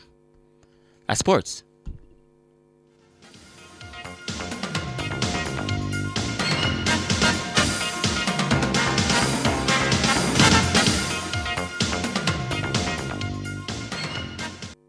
For all your scales and food processing equipment, call Advanced Scales and Equipment Limited at 876-968-9612-5. The time by Advanced Scales and Equipment Limited is 6:20. Drive Hyundai vehicles beyond your dreams with an exclusive 4.99% interest rate. Yes! Shop Hyundai vehicles and get a super low 4.99% interest rate on your car loan. Plus 2 years free service, 1 year insurance, and 5 years warranty. Offer valid on all 2024 Hyundai vehicles. Drive your Hyundai with the lowest interest, 4.99%. Conditions apply. Discover the magic of the Uwimona Library during Library Open Week 2024.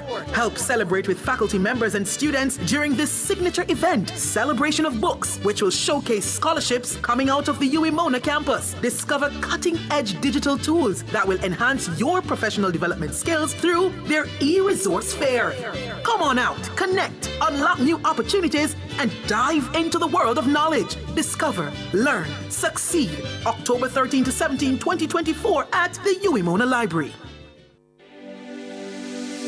Register for one of the premier events of the Chartered Accountants Week 2024, the ICAJ Business Conference. That's right, the conference is set for October 10, 2024 at the Jamaica Pegasus Hotel and online. This year's theme, Reimagining the Future, Integrity, Innovation and Impact, will provide business and accounting professionals with modern strategies for today's economy. Tune in to Cliff Hughes Online on Nationwide 90 FM from 10 a.m. to 1 p.m. for key discussions, insightful information on the role of AI in accounting and more. The broadcast will also feature exclusive interviews and a wealth of knowledge that will showcase ICAJ's leadership in shaping the future of accounting and finance in Jamaica. So tune in to Cliff Hughes Online for this revolutionary experience on October 10 from 10 a.m. to 1 p.m. The ICAJ Business Conference is back. Catch all the action at the Jamaica Pegasus online or tune in to Nationwide 90 FM, the new revolution in media. This broadcast is brought to you by the Institute of Chartered Accountants of Jamaica. Register for ICAJ Business Conference at www.icaj.com by October 4. Public Opinion is brought to you by Cleasing Industrial Supplies Limited, Industrial Automation and Control Solutions.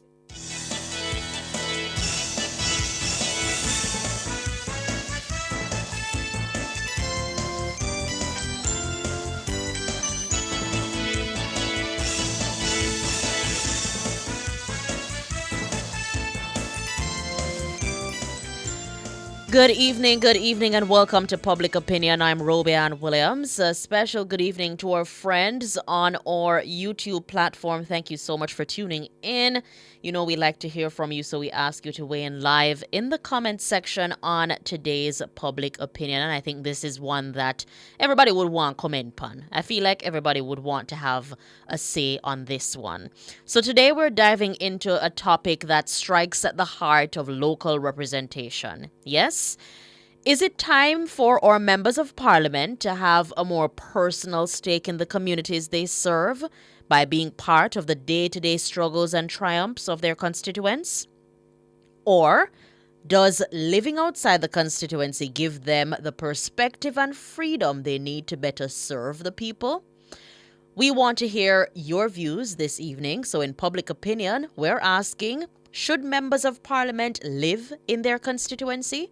And I must tell you, this is a conversation that my colleague and I were having, Shaloy Smykel, while we were going home yesterday. And we were just thinking, is it time for a change?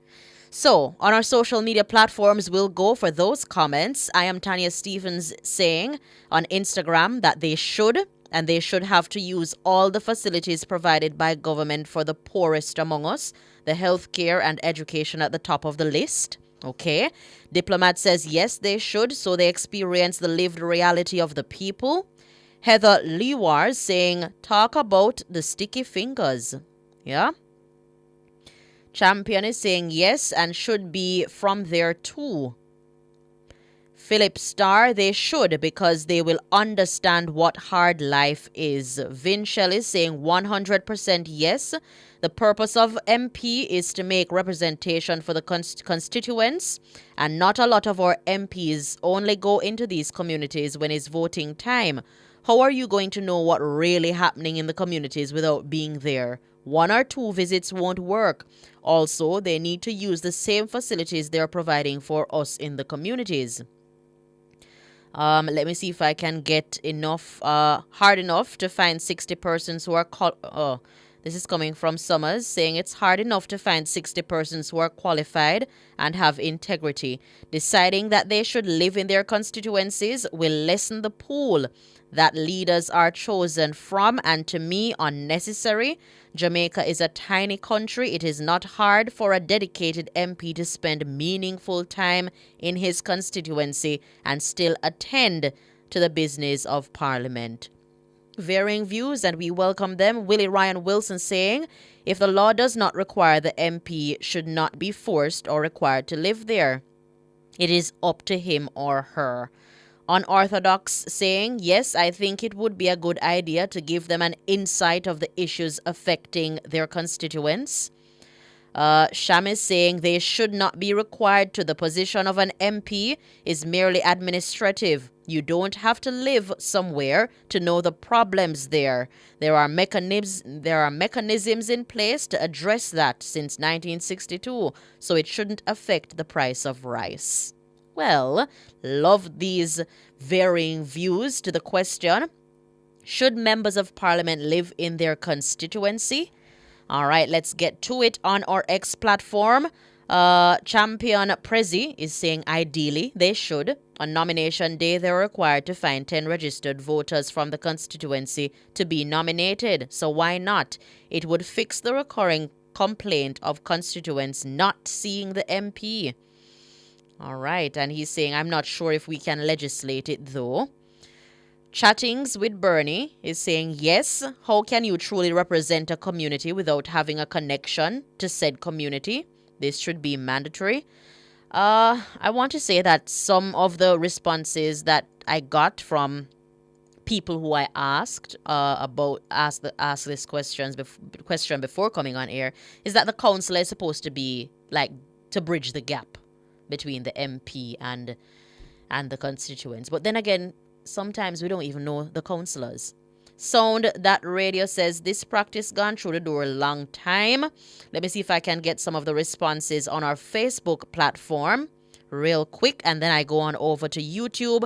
Parchment is saying you should not be representing any constituency if you aren't living there.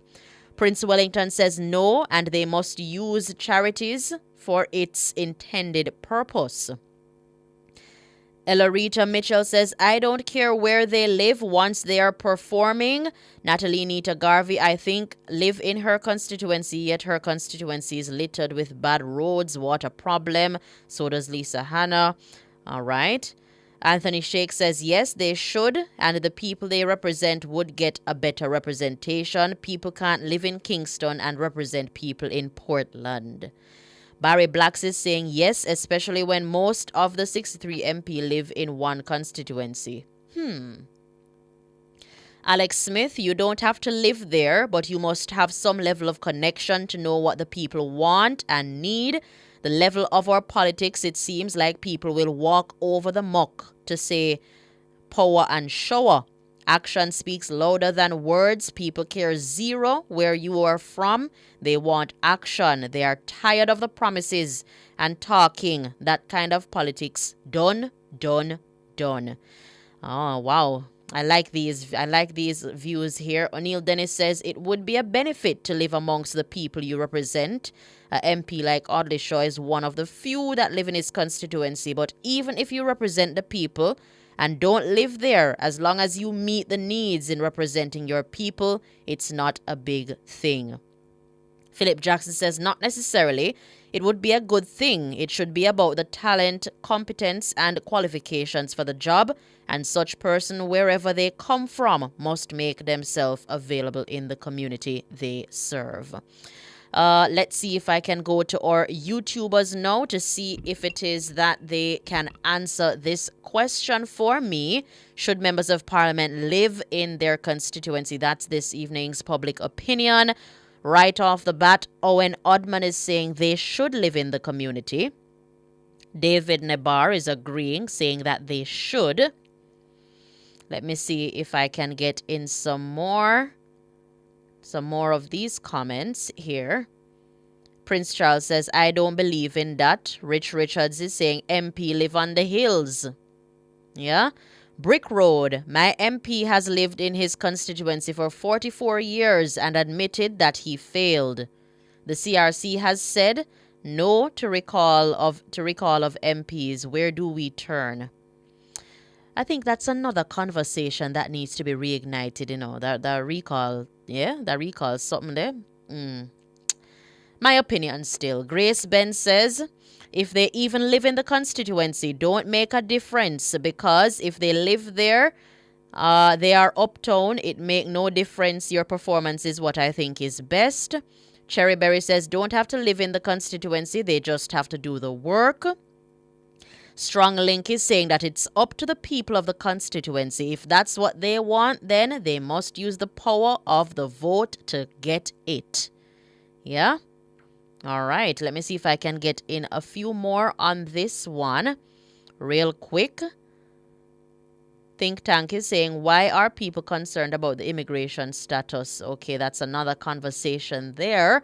Marion Edwards, well, my previous MP lived in his constituency and it didn't make a difference to our community in terms of improved infrastructure. And that's sad. That is sad. That is indeed sad. Let me see if I can get in some more.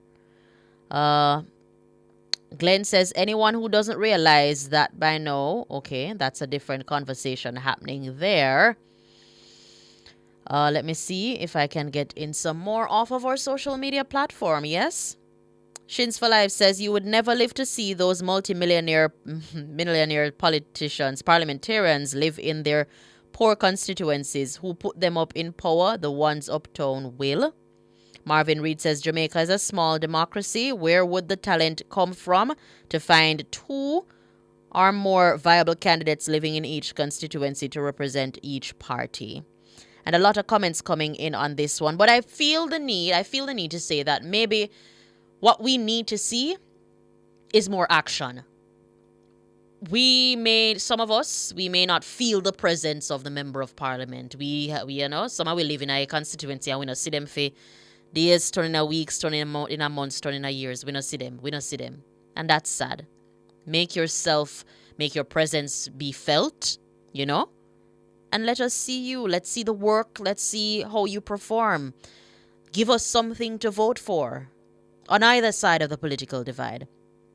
But that's all the time we have for political opinion. Whoa. That's all the time we have for public opinion this evening. Do stay tuned. The business report is up next.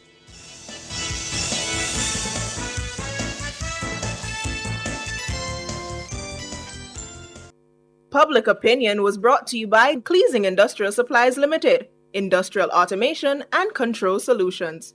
Drive the most exciting new vehicles in Jamaica. Schedule your 2024 Ford Ranger pickup or Ford Everest 7-seater SUV test drive now. Call or visit KIG today.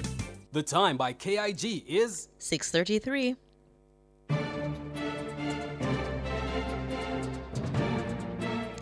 Hello, good evening, and welcome to Nationwide's Business Report. I'm Robian Williams.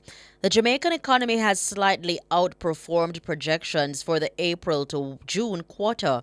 However, growth remains relatively flat. It grew by a meager 0.2% for the quarter compared to the similar period for 2023, and that's according to the latest data provided by the Statistical Institute of Jamaica, Statin.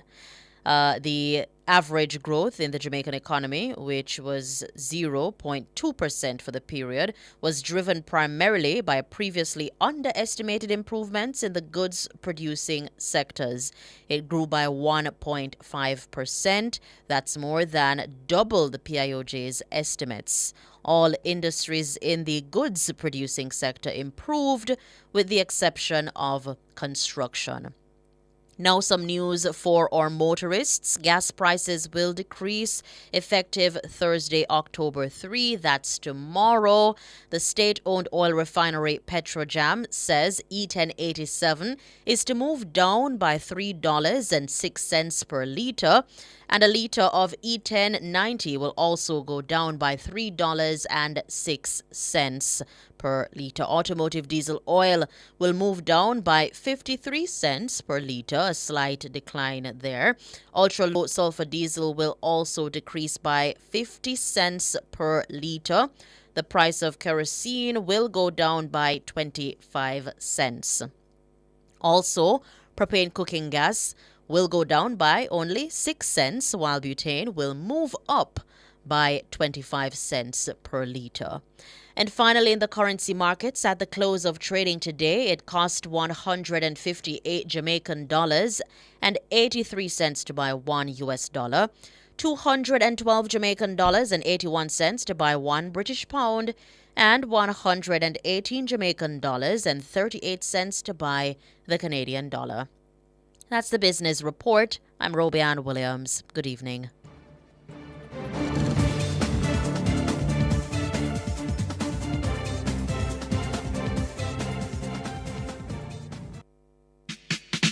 Does your bra ride up your back? Do your shoulders hurt from carrying the weight of your breasts? These are signs of an ill-fitting bra. When was the last time you were fitted by a bra fit specialist? The bra experts at LaBelle Femme will take care of you.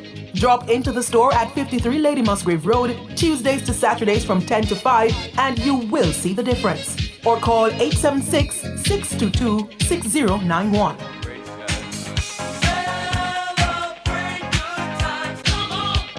Looking to add a touch of elegance to your room? The Lighting World by Fosrich is having a massive lighting blowout sale. Get your wall lamps, chandeliers, ceiling lamps, fans, and more at amazingly low prices. Sale begins Sunday, September 29, with up to 50% off selected items. It's the Fosrich Lighting Blowout Sale, September 29. Shop and save only at Fosrich. Open Sundays. Are you ready to turn your sales and marketing skills into high earnings? Nationwide 90 FM is searching for business development executives to build lasting client relationships. If you have experience across all stages of the sales cycle and possess strong communication, negotiation, and time management skills with a proven sales track record, this opportunity is perfect for you. Join our team and work with the top corporate brands, media agencies, and of course, our on-air personalities. Enjoy networking opportunities, professional growth, and competitive commissions. Ready to take the next step? Send your resume to HR@nationwidenewsnetwork.com today. Taboo topics. Bulletins after dusk. Riveting discussions. Celebrity news and interviews. Topics that are shunned by society. And everything else in between. Boyatings After Dark with Kareem Boyatings each and every Wednesday, 8 to 11 p.m. Boyatings After Dark. No topic is too taboo or hard to discuss. Come get your mind blown and your curiosity explored. Boyatings After Dark. Looking to rent a fully operational production studio? Then Nationwide 90 FM has got you covered. We have flexible options to meet your recording needs any day of the week. Monday to Fridays, 9 a.m. to 8 p.m. Saturdays and Sundays available upon request. Bookings must be made in advance. Call us today at 630-1210. Let us help you reach your production desires.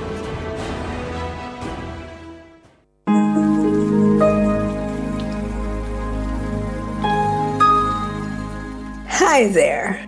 Here's some good news for these trying times. Quote, by God's word, I can see where I'm going. They throw a beam of light on my dark path. Unquote.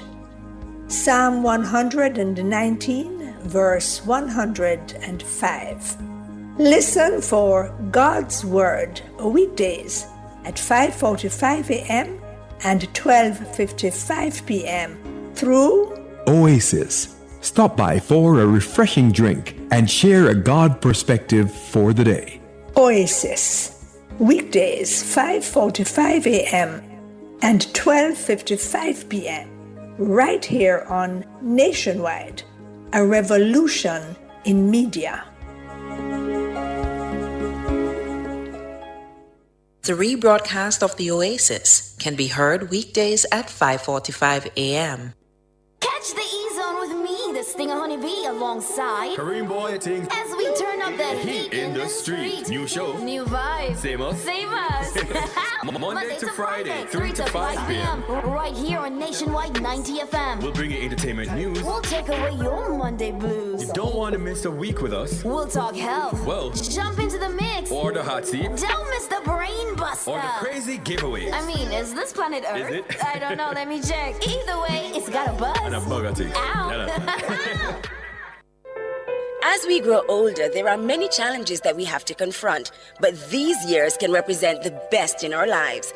Coming of Age during Nationwide This Morning on Thursdays explores issues persons 50 and over confront. It also provides expert opinions on how we can improve the quality of our lives as we get older. That's Coming of Age, this and every Thursday during Nationwide This Morning at 6:51 a.m.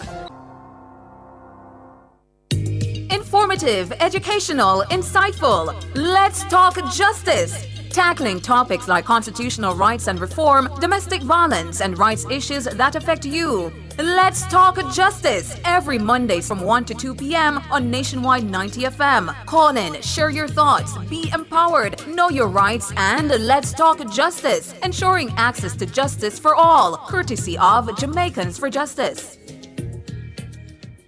Not a mercy. This one is very classic, dedicated to all the schoolers who are taking beats. If you've ever struggled to pass an exam, then you'll know that students today are under great pressure to get good grades and secure qualification needed to move on to higher education. The problem is that too many students are struggling alone and could really benefit from connecting with hardworking teachers and other bright students in other parts of the country and the region. Join me, Dennis Brooks, this and every Friday evening from 8 to 9, with a repeat on Saturday morning from 8 to 9. For the A-Team, a study group on radio, my team of teachers, students, and experts will break down the syllabus, giving you information, tips, and past paper questions that will help you get top grades in your upcoming exams. Follow us on Facebook Live and on Twitter and be a part of the community. It's the A-Team. Fridays at 8 p.m. with a repeat at 8 o'clock on Saturday morning. It's your free extra class on radio and social media. And it's right here on Nationwide 90 FM, the revolution in media. Nation's Business is brought to you by BH Paints. Paint it, love it with BH Paints.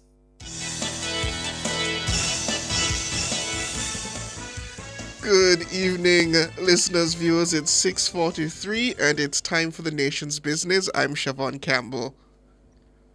Thank you, everyone. Thank you for those listening on Nationwide 90 FM and, of course, on our YouTube channel. I'm Tyrone Reed.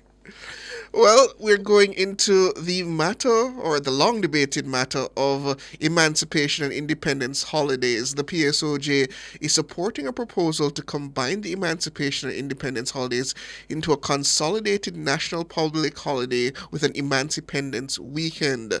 The PSOJ says the current separation of the holidays often leads to extended periods of reduced productivity in the business community due to the proximity of the two dates.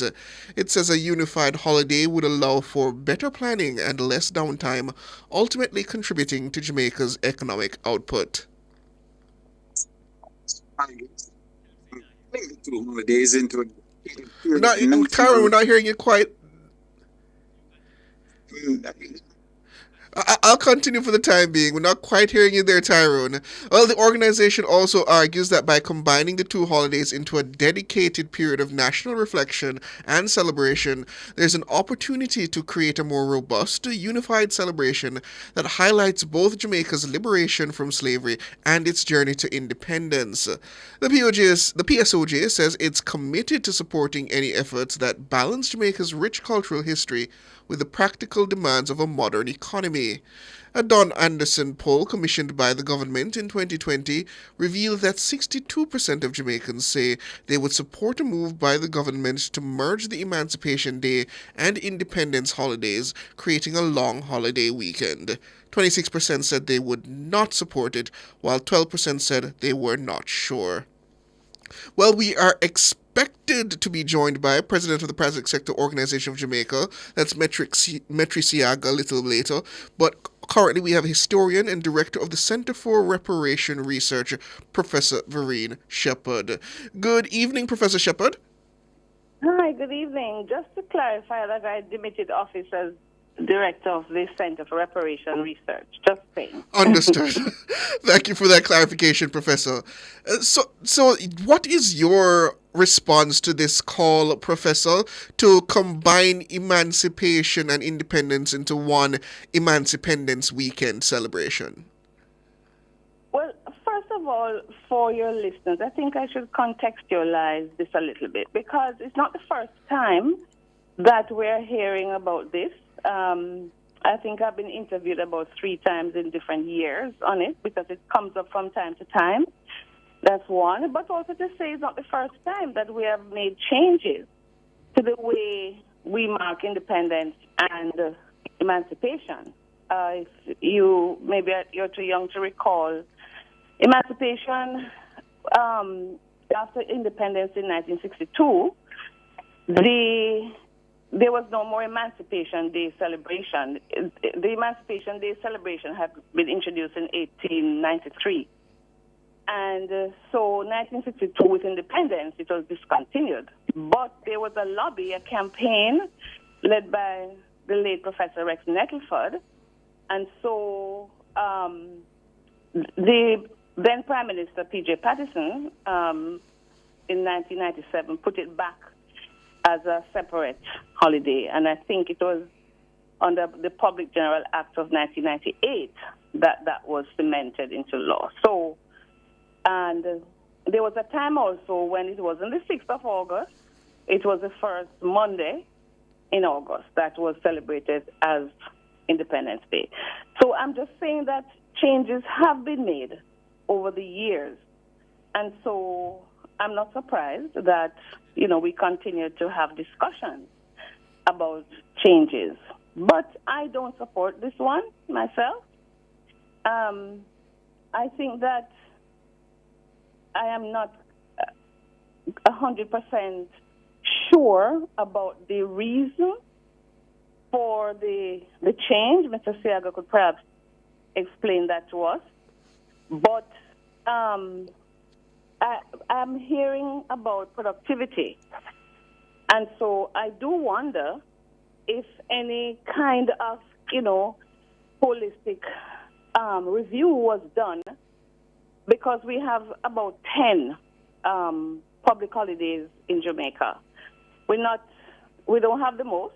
USA has 11, Canada 12, UK 8 to 10, depending on if you're in England or Northern Ireland. And so I'm not sure what is the main reason for the merge, because these are two important markers in our history, milestones in our history.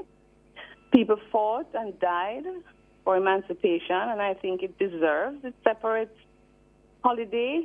Independence, equally hard won, with lobbying from Mr. Edward Seaga, the late Mr. Seaga, Norman Manley, Bustamante. All these negotiated hard after the federal interlude was ended, and they actually came under pushback.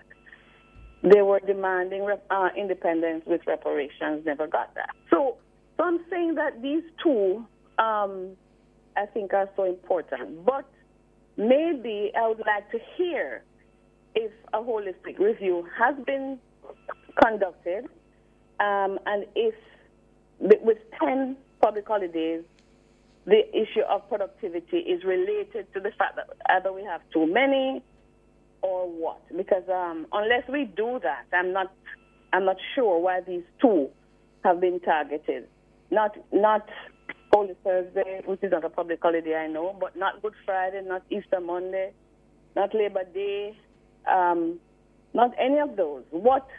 When people are absent for a day, even a day, what's the productivity level? And by the way, compared to the countries I spoke about before, we have the lowest productivity rate. So what is it really that is at the bottom of this? These would be my questions. So Metri Seaga, I understand you're on the line? Yes, sir, I am. So let's bring you in there, Metri Seaga. The professor has raised some questions there as to why these two specific holiday periods are being targeted for concerns about productivity and its impact on the labor force. You seem the person best placed to answer those questions. Okay, first of all, I think that based on how the headline was written, a lot of people have misunderstood what we have said. And the PSOJ has in no way, shape, or form. Hello? We're hearing you, Metri, but I'm getting some feedback there. Sorry about that. Go ahead. What we are saying is categorically that we are not suggesting that we merge the two holidays. We are suggesting that we keep both of the holidays. However, what we are saying is, let me step back a little bit. Are you hearing me okay? We're hearing you. Go ahead, sir. All right. I want to step back a little bit and say that the PSOJ and myself personally feel that Emancipation Day and Independence Day are by far and away the two most important holidays that we have in Jamaica. I want to set the record straight where that is concerned. Secondly, we are not at all proposing that we merge the two holidays into one. What we are saying is that the way the holidays fall many years for us is on you have one fall on a Monday and one fall on a Wednesday, or one fall on a Tuesday and a Thursday. And what happens is that people come to work on Monday, then they get a holiday on Tuesday. Then they have to come to work on Wednesday. Then they get a holiday on Thursday. Then they have to come back to work on Friday, and then they get the weekend. What we are proposing is that the holidays be put into the weekend, on the Monday and the Friday of the weekend that's closest to them both.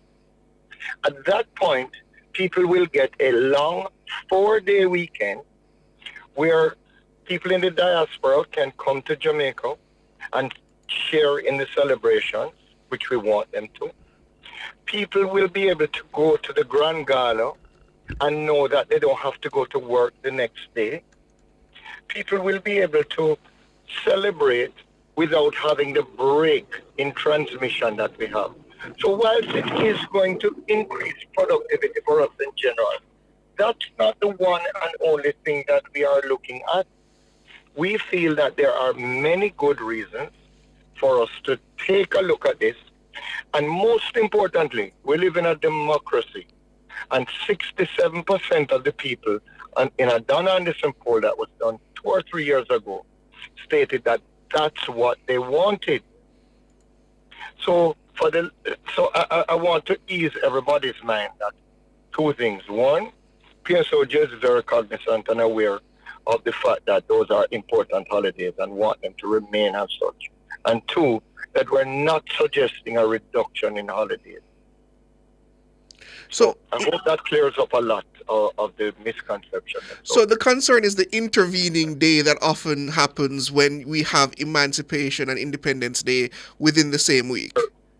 Correct. That's correct. So, and I think it was a poorly written headline that has caused a lot of the issue. And that did not come from a release from the PSOJ. We wrote to the minister, and somehow that got into the press, and it's taken its own life from there. But certainly it would still require, though, that we make an adjustment in terms of which day one of those are celebrated, which then would not necessarily line up with the actual historic date. Absolutely correct. And I think that we can still have it as a historic day and have commemorations on that day and other things that are appropriate for such an important day. Just don't have to have it as a public holiday. And we would have had a public holiday in the time that we assigned for it. And we are proposing that it be called the Emancipation Weekend. And what say you to that, Professor Shepherd? Well, I think most Jamaicans would know that I would never support something like that. I'm a historian. I believe in historical accuracy. And I know emancipation took place on August 1, first 1833 Act, and then introduced in 1834, and then fully abolished in 1838 after the shortening of the scam called apprenticeship. So I go with historical facts. I don't go with anything else. Secondly, I don't think I'm one of those who feel or misunderstand the proposal. I've never understood it to be emerging. I understand it just the way Mr. Siaga has said, that he wants people to be able to come to Jamaica and enjoy the 2 occasions. So they must close up the interval. And also, I don't think we can dismiss the issue of productivity because that is part of the reason. But I believe that we deserve it as a people to honor our ancestors, the people who fought so hard to bring about emancipation, the leaders who worked so hard to give us self-determination and independence. And I don't think it should be considered inconvenient, because this is how I'm kind of hearing it. It was not inconvenient for them to struggle for freedom.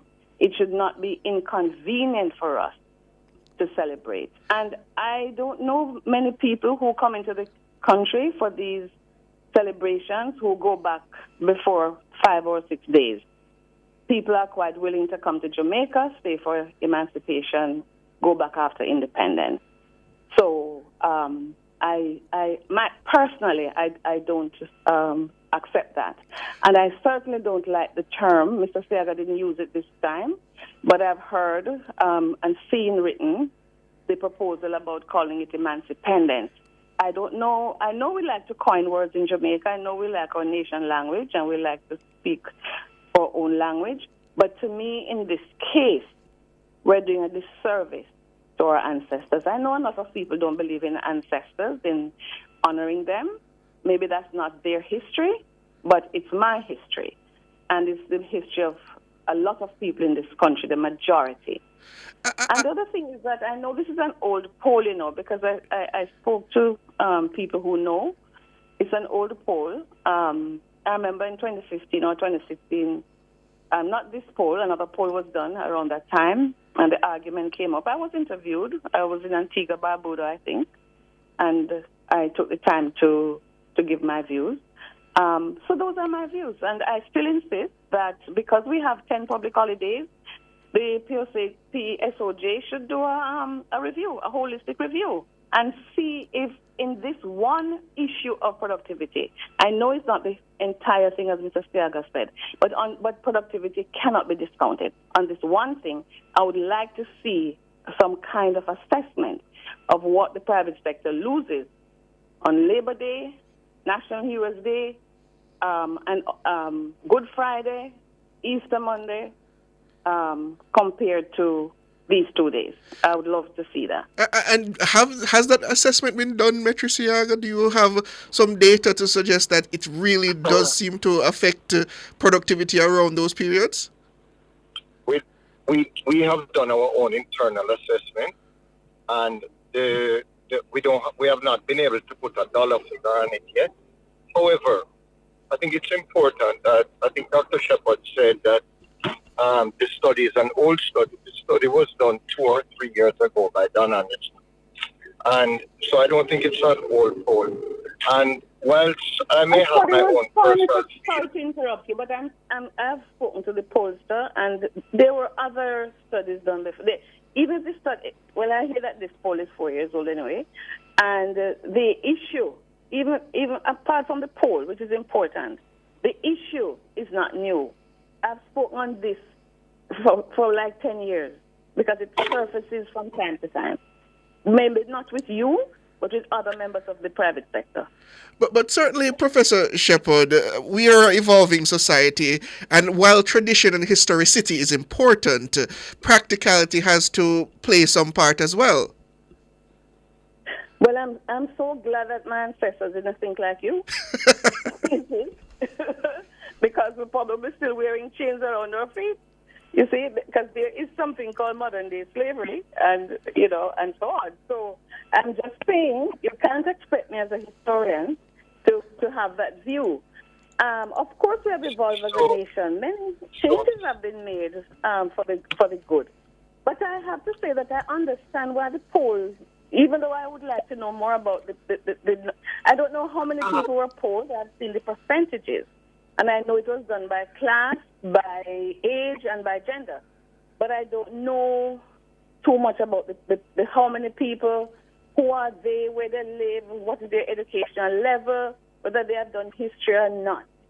But I would say that the way our country is going now, the changes that perhaps you are seeing as well, is that we are losing that connection with our past and with our history. It's not a compulsory subject at any level of the education system. We see it at the University of the West Indies because very few students are opting to do history simply because there's no feeder. So it's just a choice, and very few people choose it. So whether it's deliberate or just a buck-up, we're distancing ourselves from the past, and therefore this is the result. I think you wanted to come in there, Mr. Siaga. Please go ahead. Yeah. You have called me on this program, and I have come here, and I can't give you my personal opinion. Okay? I'm speaking for a group, an organization, yes. And whilst Dr. Shepard can speak of her personal opinion and what she likes and doesn't like, what we have done is taken the time to look at a poll of the entire population of Jamaica, done by one of Jamaica's most renowned pollsters. Well, if she chooses to question that poll, then it's incumbent on her to go out and find the data and challenge the poll. However, please let me finish. Professor Shepard, allow him to finish, and then you can come in, please. Please, Professor Shepard. You can't allow Mr. Siaga to cast aspersion on me and for me to sit here and not respond. I don't believe that's what he was attempting to do, Professor. Yes, he's doing that. It is not only my personal view. I'm a historian. You don't dismiss the profession. The way you collect data. Whose view are you espousing, Dr. Shepard? I am a historian. I'm a Caribbean historian. I'm a human rights activist. I'm a member. That doesn't answer the question. With due respect, that doesn't answer on the the question. elimination of racial discrimination. I don't have a business. I'm not in the private sector, but I support the private sector by my economic activities. So don't discount that, and don't discount the fact that I'm asking. And I'm not at all discounting it. The point I was making. Please go ahead, Metri. Go ahead. If I could finish one is, quite simply, is that we have looked at, first of all, a poll that was done, a renowned pollster, that says that 67% of the people in Jamaica want this. We didn't take that in our membership because that is the responsibility that I have. I went to my membership, and 90% of our members said that this would be a good thing in their estimation for Jamaica. So we have written a letter to the minister. It is going to be the minister's purview to do or not to do, you know. The point is that we are not going off of this is what we feel, so this should be it. We are going off of what data is out there that the people of Jamaica want in a democracy that we live in. And that's where our position lands. So, again, I want to make it clear. We are... Professor Shepard, please allow Mr. Siaga to finish and you will have your say. Okay.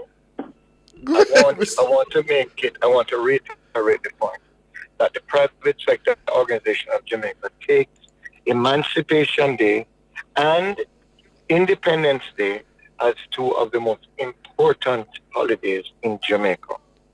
And we feel that they should not be in any way made lesser than they are now, but they should be made more.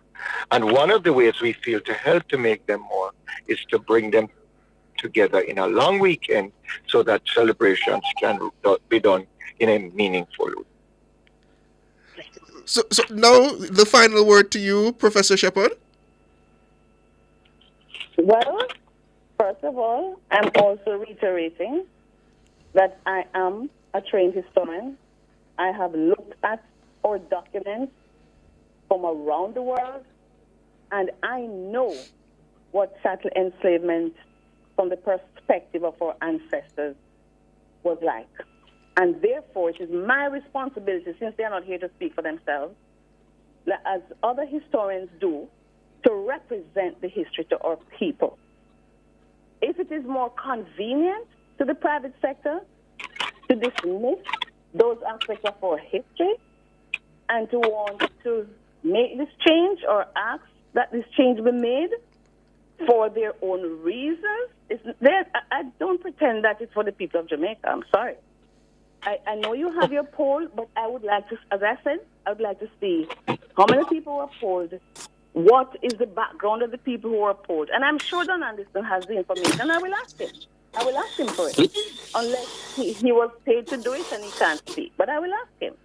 Because that's when we do censuses or get these kinds of data through qualitative means, quantitative means, we unpack the data, we unpack the figures.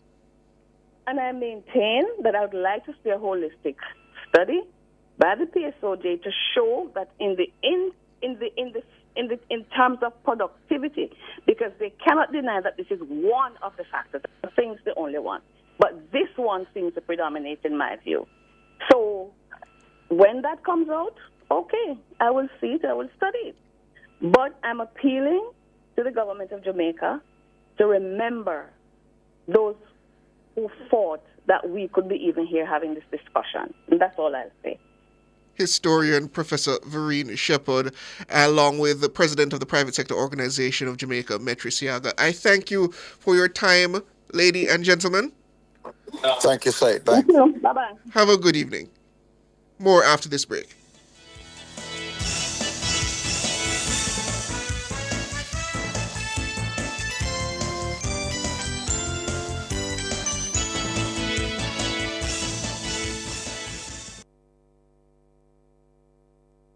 Nation's Business was brought to you by BH Paints. Paint it, love it with BH Paints.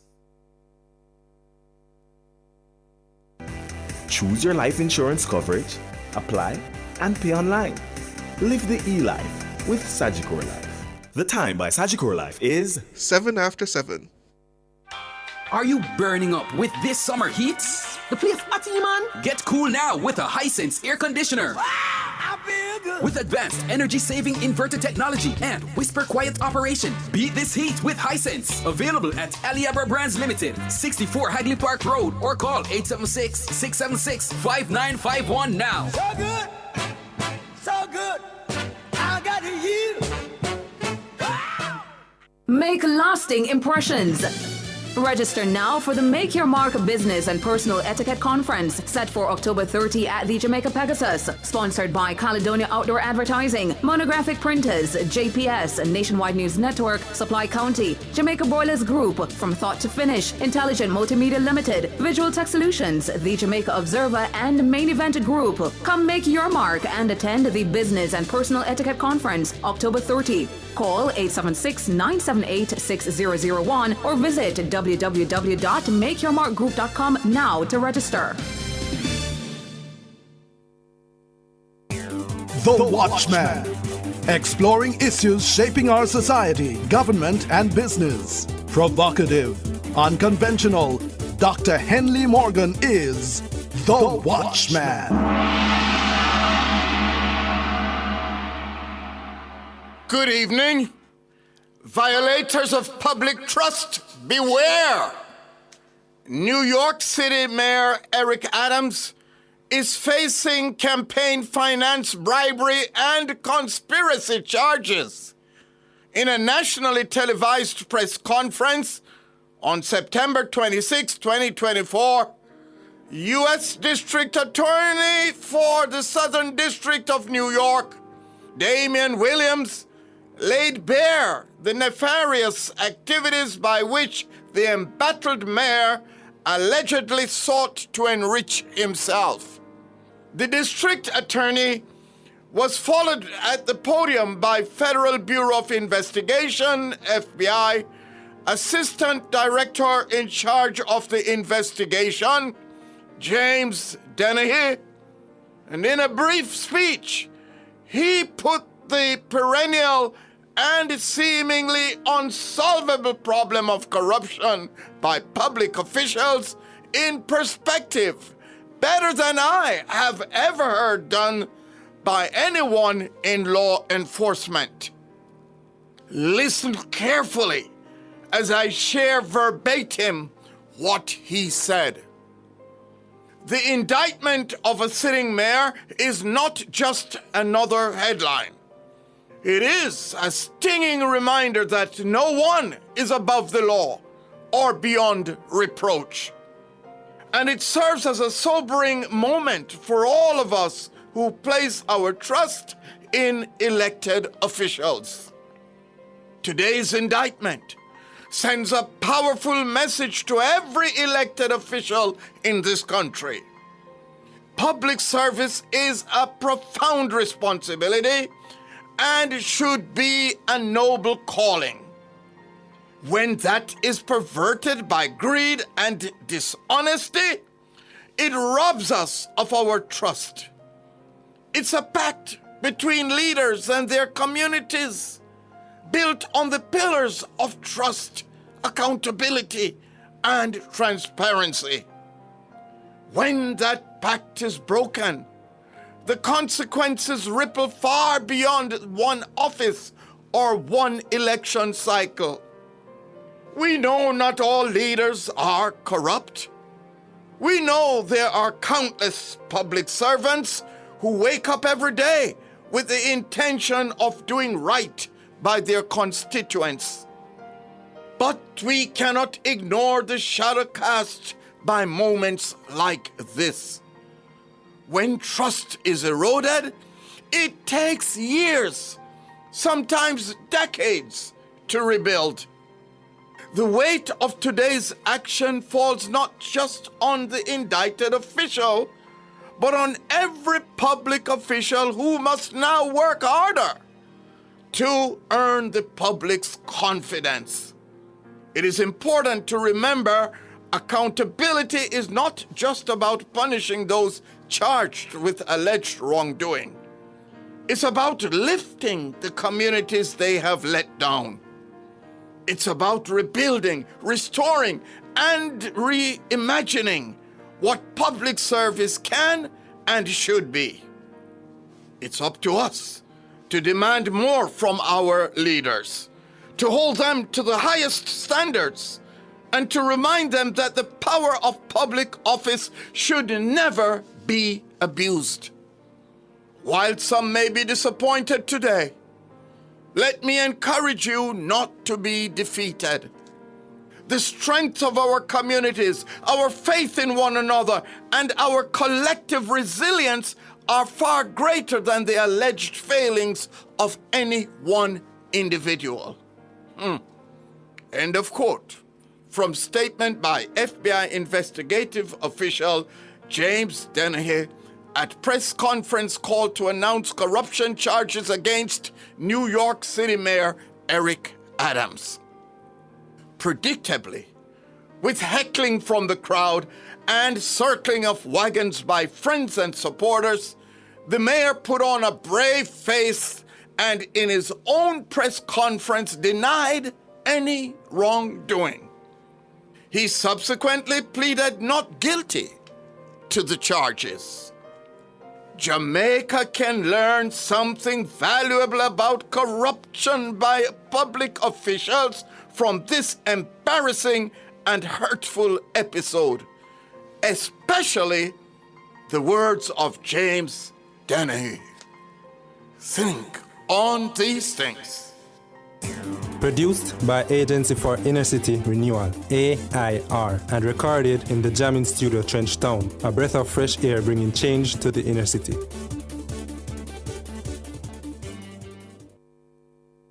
Are you ready to turn your sales and marketing skills into high earnings? Nationwide 90FM is searching for business development executives to build lasting client relationships. If you have experience across all stages of the sales cycle and possess strong communication, negotiation, and time management skills with a proven sales track record, this opportunity is perfect for you. Join our team and work with the top corporate brands, media agencies, and of course, our on-air personalities. Enjoy networking opportunities, professional growth, and competitive commissions. Ready to take the next step? Send your resume to hr@nationwidenewsnetwork.com today.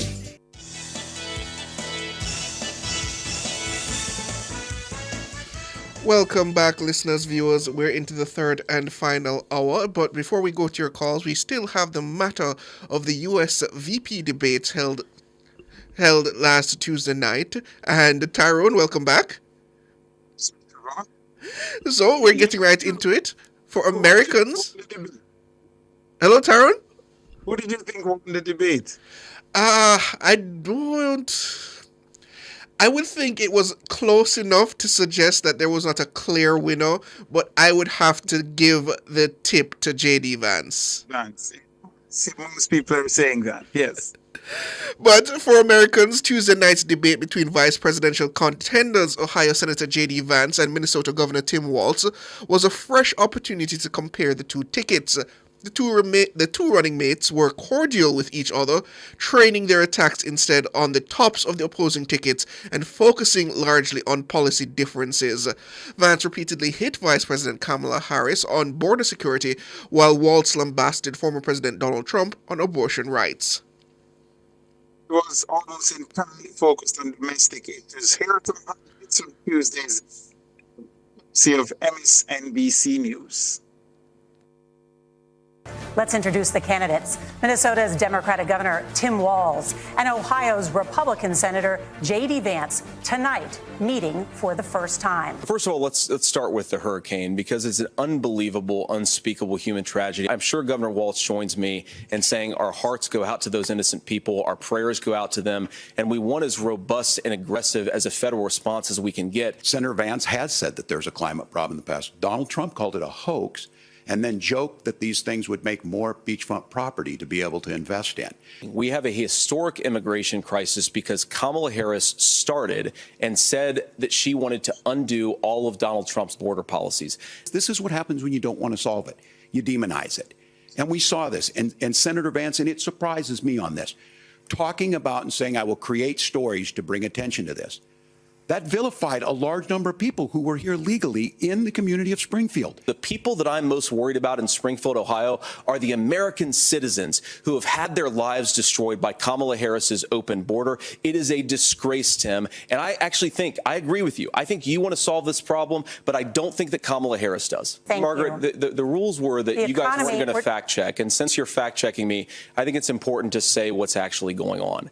Thank you, gentlemen. The we want to have CBP app has not been on the books since 1990. It's something that Kamala Harris created, Margaret. Gentlemen, the audience can't hear you because your mics are cut. But as I read the Minnesota law that you signed into law, the statute that you signed into law, it says that a doctor who presides over an abortion where the baby survives, the doctor is under no obligation to provide life-saving care to a baby who survives a botched late-term abortion.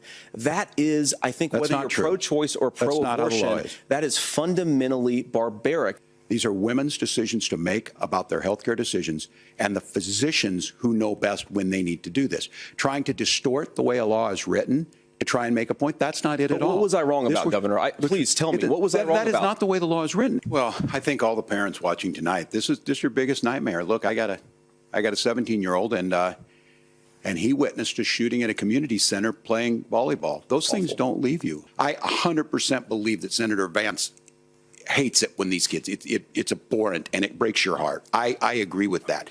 But that's not far enough when we know there are things that worked. Tim, first of all, I didn't know that your 17-year-old witnessed a shooting. And I'm sorry about that, and I hope that he's doing okay. Christ have mercy. January 6th was not Facebook ads. This was a threat to our democracy in a way that we had not seen.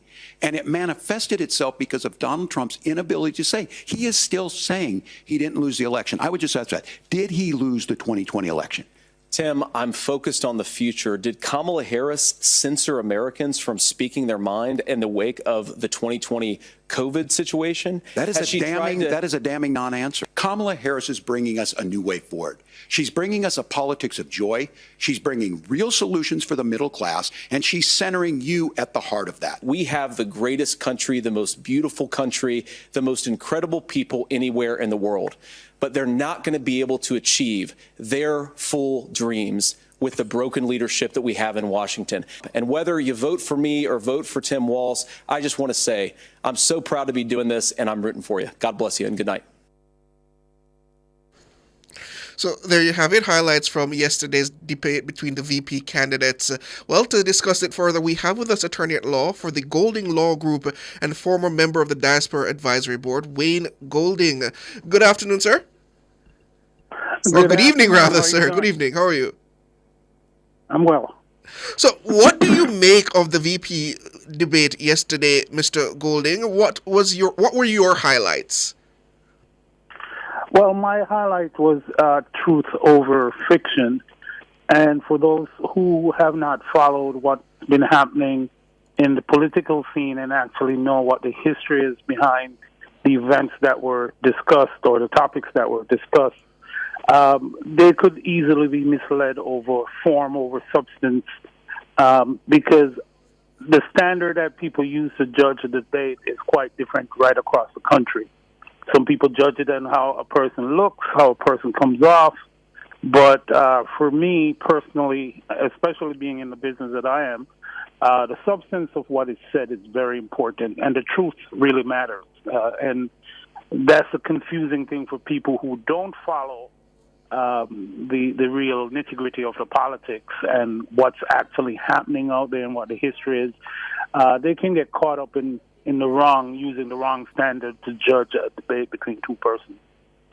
And do you feel that was on full display yesterday, essentially the perception rather than the truth of the issues? Absolutely. Because, we all assume that people are au fait with what's happening. But sometimes it's that immediate information that they get at the moment that they hang on to without doing their own background or fact-checking, as we call it.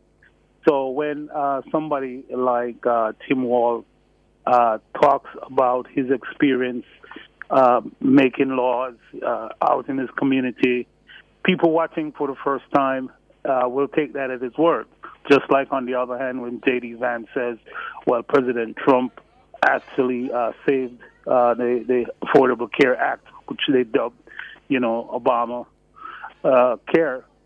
And for people following and knowing the history, they would know that that's a very untruthful statement. But for somebody who's watching and trying to grab at something at the moment without deep diving, they'll think, wow, wasn't that an accomplishment? But is that a fair assessment of a modern politicking? Hasn't always been the case of many of these debates? It tends to come more down to form rather than substance. It's more of a showmanship as to show that you have a command of the issues rather than the actual truth and nitty-gritty of them?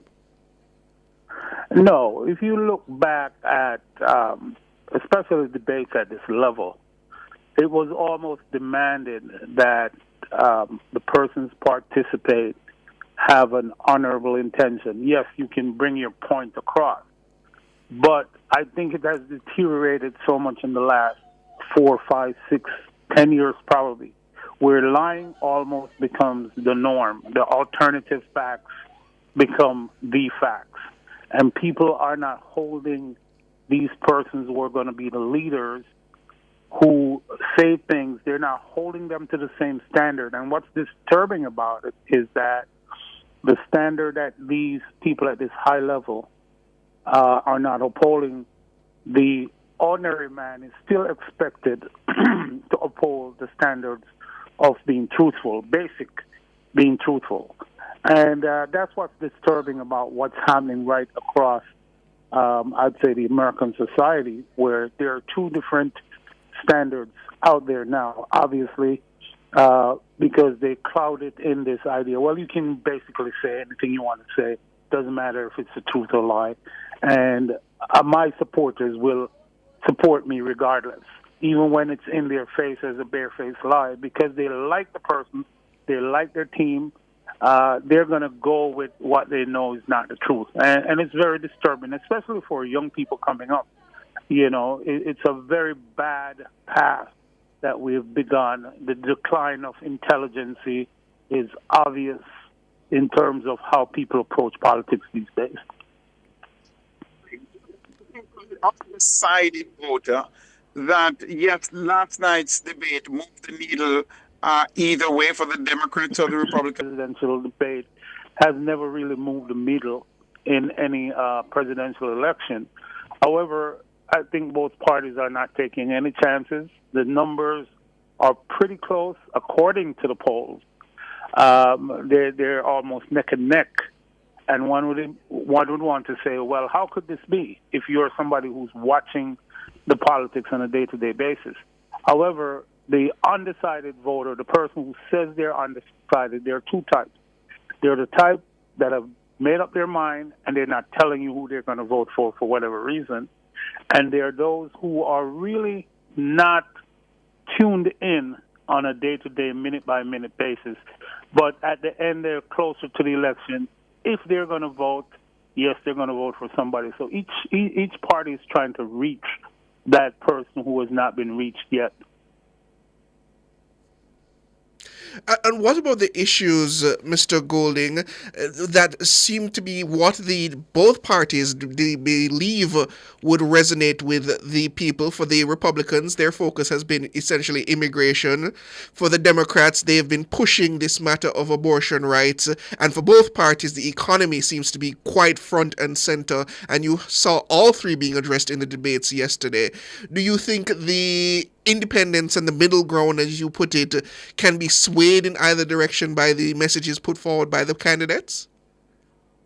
Well, I think it's going to be what the individual person's experience is, because right now, as for any standard, the American economy is doing great. However, when you talk about pocketbook issues, you're talking about issues that affect people as they go out every day. Groceries, utility bills, housing costs, all of those things. Yes, the general economy is humming along fine. Inflation is supposedly down, but if people are not seeing that, they're obviously going to blame the people in power for those things not being in on a scale that affects them positively. So it's, what are you going to do for me on this particular issue? I think for most people, if they understand how the economy works, they'll know that technically who's responsible for higher prices, higher costs, so to speak, is not necessarily the president. Policies affect that. But as individuals, they're looking at their pocketbooks. So I think both parties understand, because if you notice, the argument about the economy has drifted down to what we call the supermarket level.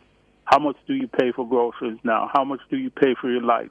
How much is your rent or your mortgage? How much is your mortgage? Can you afford a house? All of these things. So I think both parties are hitting at that because it's necessary. On the issue of immigration has always been a low-hanging fruit. Immigrants have always been the beating stick, so to speak. The persons whose back this country was built on, but they get victimized, and it continues in this light. Especially what's going on now with the accusation against our Haitian brothers and sisters, which is totally false and was made up. But I don't think a lot of people really have reacted as strongly as they should to that. And there you go, it's another norm. People can say and do anything to help their situation. And I was reminded the other day of Dutty Bookman from Jamaica, who, of course, was a slave that helped the Haitians to gain their independence. So we were almost looking for another Dutty Bookman to come to the rescue of the Haitians. However, the immigration problem, I think, is more perceived than reality. But it's a low-hanging fruit, and it's an emotional issue. And I think for those who have immigrant backgrounds especially, it's an issue that I think will come home to them at some point, and it will influence how they vote. On the other issue of abortion, of course, that can cross many lines, from religious to political to just personal choice. And do we believe a woman has that ability, or should have that ability to make her own choices with her health care, especially? And we're seeing the Republicans now trying to come to the table by saying, we are going to not vote for a federal abortion bill, when the history shows that they're the one, of course, with the overturn of Roe versus Wade. They're the ones who really brought this back to the forefront as their winning issue, which they thought it was. But now that they realize that every referendum on it since the overturn of Roe v. Wade is not in their favor, they're trying to slowly come back. They've been saying something, if you heard J.D. Vance last night, trying to sort of soften the edges of their anti-abortion stance. So politicians do what they do, but I think for most people that are one-issue persons, that is really what is going to make a big dent in the political voting, who you vote for. Because if you remember years ago when President Bush was running, and he was running on the issue of gay rights and anti-gay rights, and he utilized the religious factions who were really anti-gender rights, so to speak. And he used that one issue to put a wedge in between voters, who would have been from the same camp, so to speak. So there's a skill to it. There is actually a manipulation to it. And so that's why it's so important with the availability of information for voters who have problems with certain issues to do a little research on it themselves, rather than let it be dictated to them from a political stage, because it always comes tainted. That is Wayne Golding. He's the attorney at law for the Golding Law Group and a former member of the Diaspora Advisory Board. Thank you so much for joining us, sir. Thank you. We appreciate the interest because, as they say, America sneezes, Jamaica catches a cold. Precisely. So we really appreciate the attention. And all the best come November. Thank you. Take care. Have a good evening. Your calls rather after the break, and the numbers are 630-937-124 and 618-8255. Come chat with us.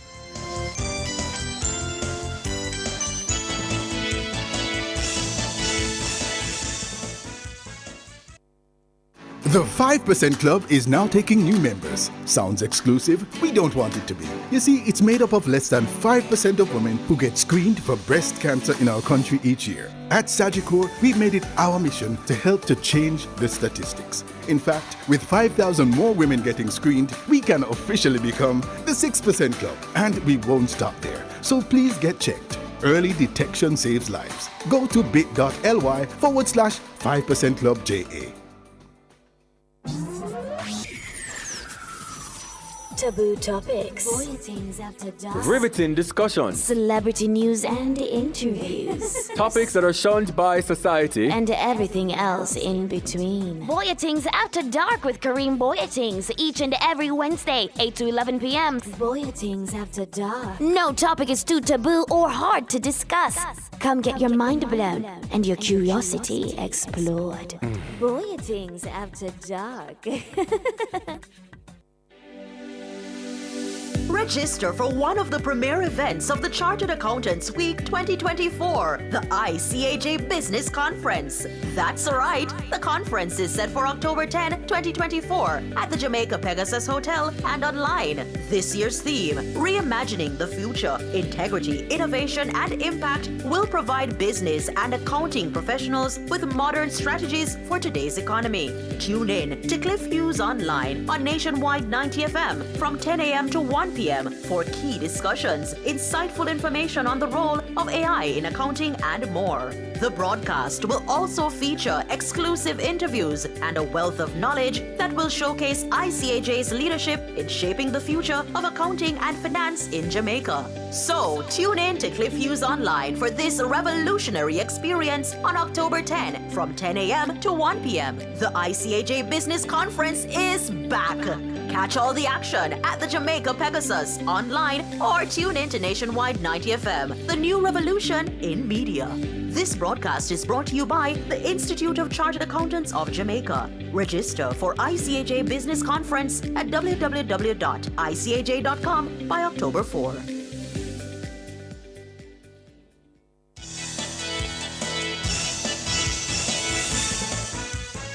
Welcome back, listeners and viewers. It's going into the last 25 minutes of the program, and we're taking your calls. The numbers are 630-937-124 and 618-8255. Omalo, you're on the line. Yeah, good evening. Good evening again, Omalo. How are you doing? I'm doing fine. You know, it is something I need some explanation to. Kind of puzzling me, and I don't really understand it, so I'm asking for some clarity. The minister, is it giving 20,000 back to people that makes 3 million and less? Yes. You know, it's kind of puzzling to me. The minister is doing that, but at the same time, selling 12 years worth of tax at the airport. Come again? At the airport. You said 12 years selling 12 years of future stocks, of future taxes at the airport. You mean, you're going to have to clarify it to me. I'm not 100% what you're referring to. The minister, yes, to fill things in the budget, is selling 12 years worth of taxes. Oh, you're talking about the amortization. Yeah. But at the same time, is giving $20,000 away to people that makes $3 million and less. How does that work out? Explain that to me. What I'm trying to understand from you, Omalo, is why the two things need to be somehow linked. Because if you have a hole in the budget, that you have to be selling the future. You got to go in the future and take money from the future and spend it now.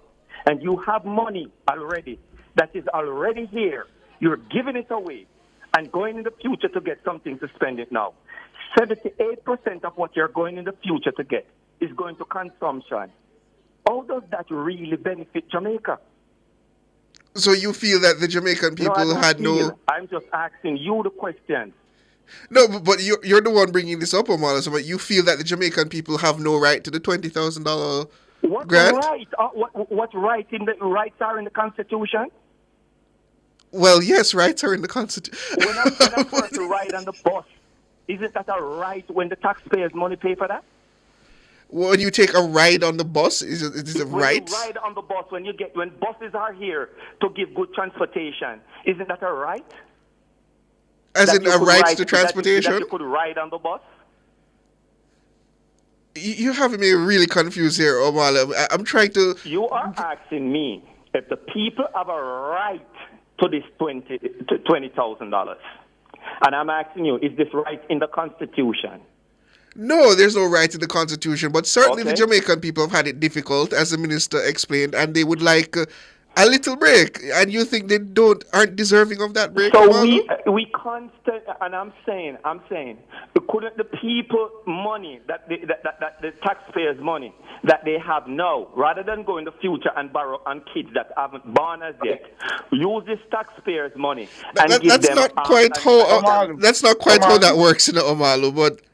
Are you hearing me? You're Omalu? oversimplifying a very complicated tax matter. Tyrone, are you hearing me as well? It's not Go ahead, Tyrone. Go ahead, Tyrone. Yes. Omalu, I'm not so sure. I'm with Siobhan on this one. I'm trying to follow you, but I'm not following you entirely.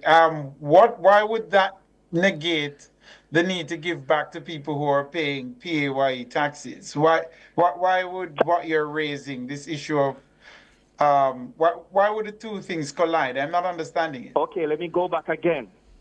We are borrowing money from the future and future kids that haven't born as yet.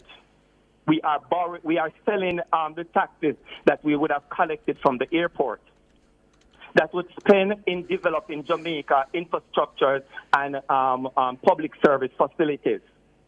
We are selling off that to fill gaps in the budget. We already have money that we are giving back to people. Why should we give back that money that we have now and go to borrow money from the future where we are going to use 78% of that money to spend to consumption? Nothing things that are going to bring down the standard of living here in Jamaica. All right, Omalu, we hear you on the matter. I think that's as much as I can say. That's all. No. That's all I have. You know, this is a funny thing because the minister, I think, did a press conference today, and nobody asked the minister these things. We must stop borrow money and the future. A lot of money have been borrowed on my head back from in the days, and up to this point, we are still paying back for those money, That's why I am not benefiting from the Jamaica today. Omalo, do you earn more than $3 million? Do you earn more than $3 million annually, Omalo? That's no personal business. I pay my taxes here and I pay a lot. I pay my taxes to Omalo, but I ask you a simple question: do you earn more than $3 million annually? That's personal business. I'm not going into the personal thing. So you will not be collecting. So you will, wait, Omalo. You will not be collecting the $20,000 grant. Is it simple as that? Does that make a difference if I'm collecting it or yes or no? And if I'm collecting it and I don't, and I'm saying, yes, I'm not going to collect it, but I'm eligible to collect it, what difference would it make as to the argument that I'm raising? All right, Omalu. All right, you don't need to tell us, Omalu. Thank you for the call, though. We appreciate it. Carl, good evening. Evening, Shav. Evening, Tyrone. Anglia Bangla, my boss. Hey, Tyrone. I second time here. Omala talk about borrowing. This government is not borrowing any money. So something can give back. You have to learn to give back to somebody who, after them did go through the hells in the 90s. And now, they might get this. You see something can give back to you. You have to give back something, Omala. You have to give back something sometimes. Anyhow, yesterday I want to go to yesterday. First, no, from Sunday. You didn't notice how Mr. Panton was out of the box Sunday with somebody post something about the PMP man who then said they were carried down by voting. And Mr. Panton was out of the box to Mr. Harris Strong. But what Mr. Strong should have did was to hang up the phone for Mr. Panton. Should have hung up his phone for him. Because you know why he should have hung up his phone for him? When Golden did I walk around Jamaica and overseas and all over the place have Andrew name and the Jamaica Labour Party, Mr. Panton was right there. And he did not out of the box to tell Golding, say, no. Stop that. He could have given him a phone call just like he could have given whether Mr. Chang or he go meet him somewhere. He could have meet with Golding and say, no. Some of the things that are talking, wait. And he make Golding have him opportunity for 3 years. But as something said about the PMP, Mr. Panton was out of the box. And that's why here we're telling us, say, we doesn't trust that place that Mr. Panton is ahead of. Anyhow, I heard George this morning say, Mr. Hughes is the oldest person in Jamaica. I'm going to get on cake for him. Hello? I hear you, Kyle. And today, the senator said something. And if I did first time when Mr. Hughes was really young, the senator couldn't get away with that. We know Mr. Hughes did a kick fire up my impact. Couldn't get away with it when he say, he don't sure if it's the PMP judge him is going to try the case or is the JLP judge, because if the favor doesn't come, then we'll say a PMP judge. That's the very reason why here we continue to tell say, we don't want no Caribbean court of justice. When I heard it fly out of Damian Crawford mouth today, I say, amen. I said, amen. That's the very reason we don't want any Caribbean Court of Justice. Stay over England. You're lucky Ricardo not here to take you on in a call. It would have been a long discussion regarding that matter the CCJ if Ricardo was here.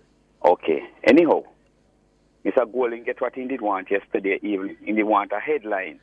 He did want like a props so he get some headline yesterday evening. But when him come, I try to ambush the government. That was only a front page in the hunt this morning. Ambush, Carl? The opposition leader doesn't reserve the right to talk about the matters concerning the Prime Minister? No, I did not say that, Tyrone. I will never. Then why are you saying him trying to ambush them and but if you looking go headlines? to Tyrone, if Philip Paul will bring a document come give the speaker when them almost a sit, which him know that was illegal.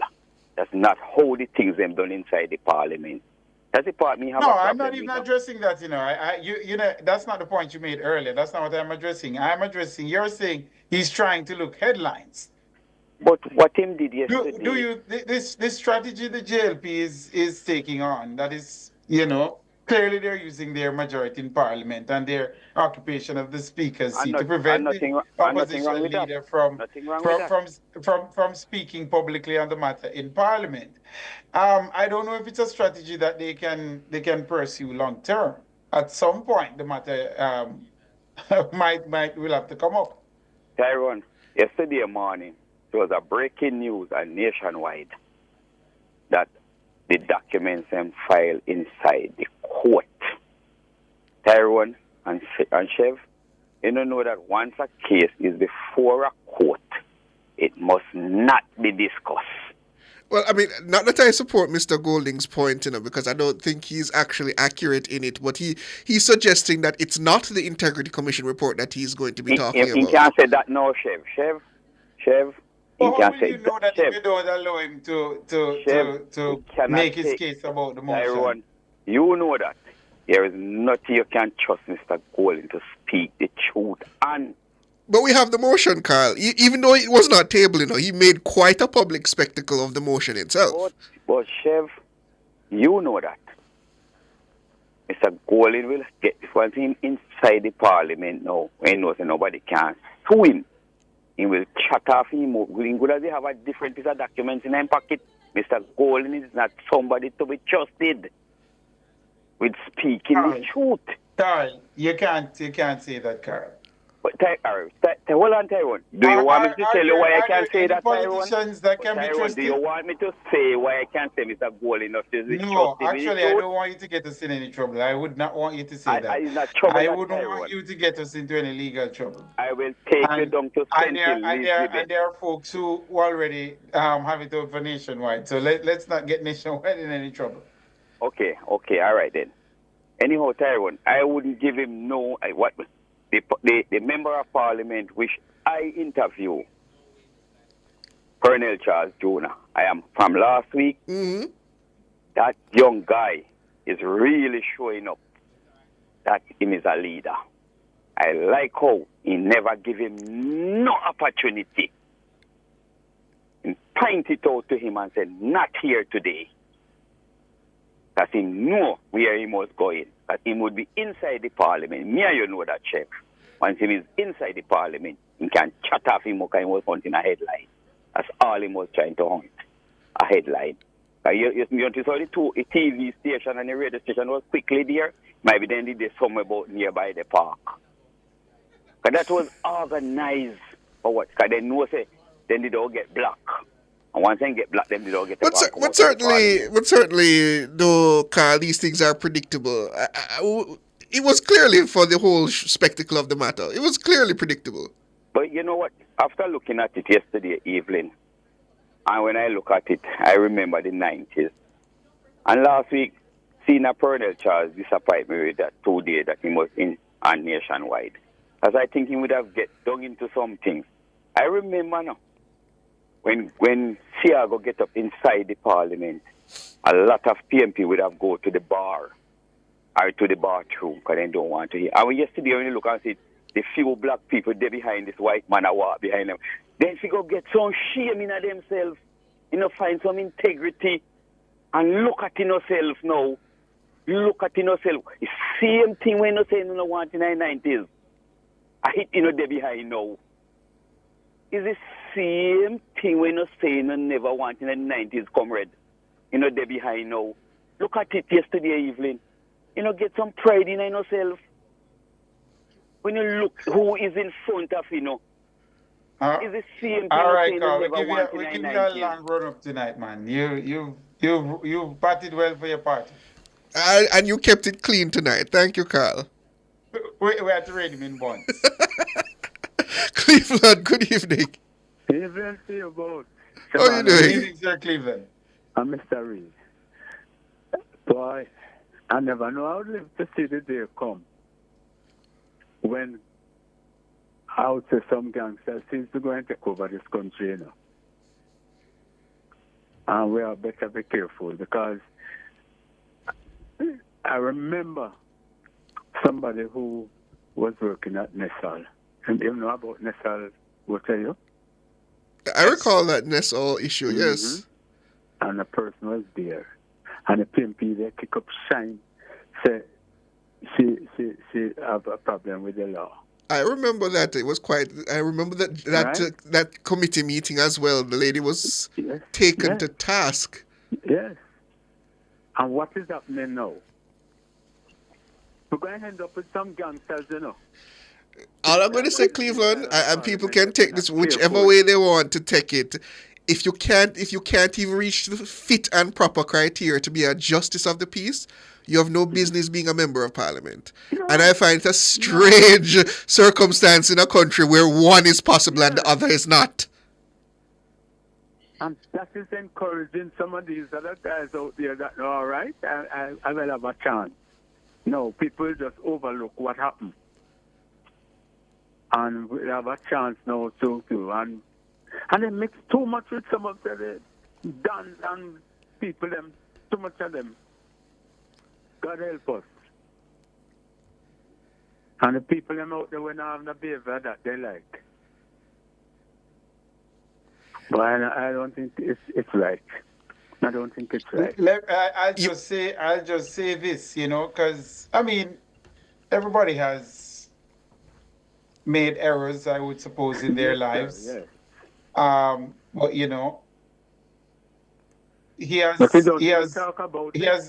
he has managed to overcome and has made himself out into an attorney at law. But then one of the things I question though, it's especially that matter involving the DPP, Siobhan, and Sir Cleveland. Yeah.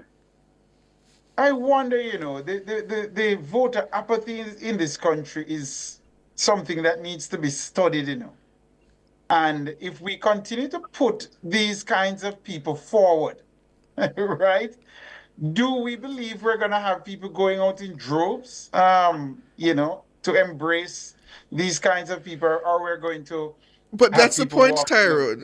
I think that is entirely the point. I'm not even pinning it on what happened in the distant past, right? I'm not even pinning it on that. I'm saying let's talk about some matters that have come up recently, because he did manage to overcome that and attain to his legal degree and be called to the bar and whatnot, right? But then he gets here and he treats with the chief prosecutor in that manner, and then such a one is being elevated to this status as standard bearer in a constituency as well. Isn't it? It's the last thing you heard about that case, Siobhan. Do you know the latest on it? On the what? On the case involving that attorney at law that with the bar. As I understand it, it still has not been settled. To the best of my knowledge, it still is waiting for the settlement. I don't know. Are we connecting on appeal? Are we connecting the dots and seeing that people have a difficulty with some of the people that we're putting forward? I'm sure many people have a difficulty with it, Tyrone. The problem is the people who have a difficulty with it simply aren't voicing their concerns and aren't voting. So they can easily be ignored by the political party. Those people aren't voting. Way of voicing your concern, though, Siobhan? By refusing to get involved. But then you hand over the country, Tyrone, to those types of people. We can go around his name as much as possible in the Tyrone, but the day that gentleman enters Gordon House, I will be crying.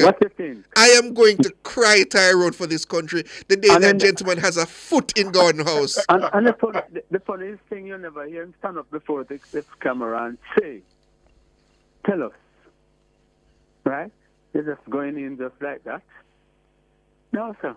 We're going to be worried for a problem, and I see it happening, but I may not be around anyhow. But trust me, I don't think that's a good. Instead of gaslighting the people who are not getting involved, we need to have a look at it. And I can tell you, Sir Siobhan, the quality of the people, of some of the folks being put forward, not all of them, that's a big part of the reason why some people are staying away from the process, and the political parties need to put forward people who are worth going to the polls to vote for, to represent individuals in the various constituencies. They have to pay attention to these things. I don't know. We can't just what are they basing that choice? Popularity and what? What are they basing it on, really? Given the recent developments, the matter is still unresolved, and they're basically throwing their weight behind him to go out in a constituency. It's mind-boggling. Because they believe, Tyrone, it comes down to a raw political calculation that the people who are going to go out and vote and get fired up by that gentleman are going to go out and vote, and the people who are going to complain and cry about it are just going to sit at home and say, hey, I don't care. It's a populist thing, because clearly they believe there's a bounce coming off of this Vybz Kartel thing for him, and they want to capitalize on that, which is what they sought to do at their annual conference as well. Yes.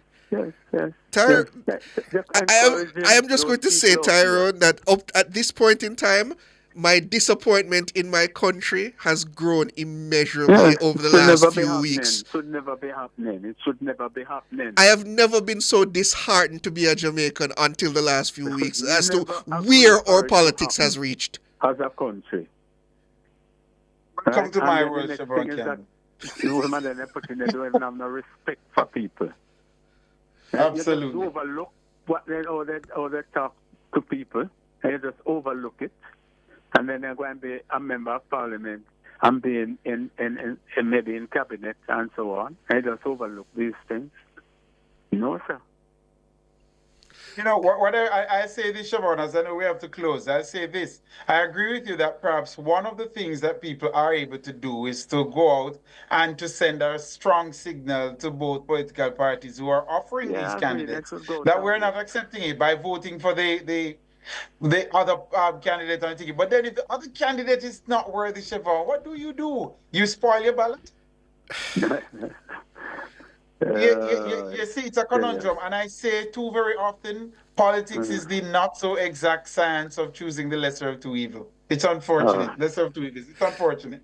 That's where we have to wrap it up. That's where we have to wrap it up. Thank you, Cleveland. So, listeners and viewers, thank you for joining us this evening. To our super producer, Dana Davey, our technical operator, Andrew Glenn Anderson, my friends and compatriots in the newsroom, led by the capable Cara Powell, I thank you all for this evening. It has been a pleasure and a privilege. I'm Siobhan Campbell. I'm Tyrone Reed. Have a good evening.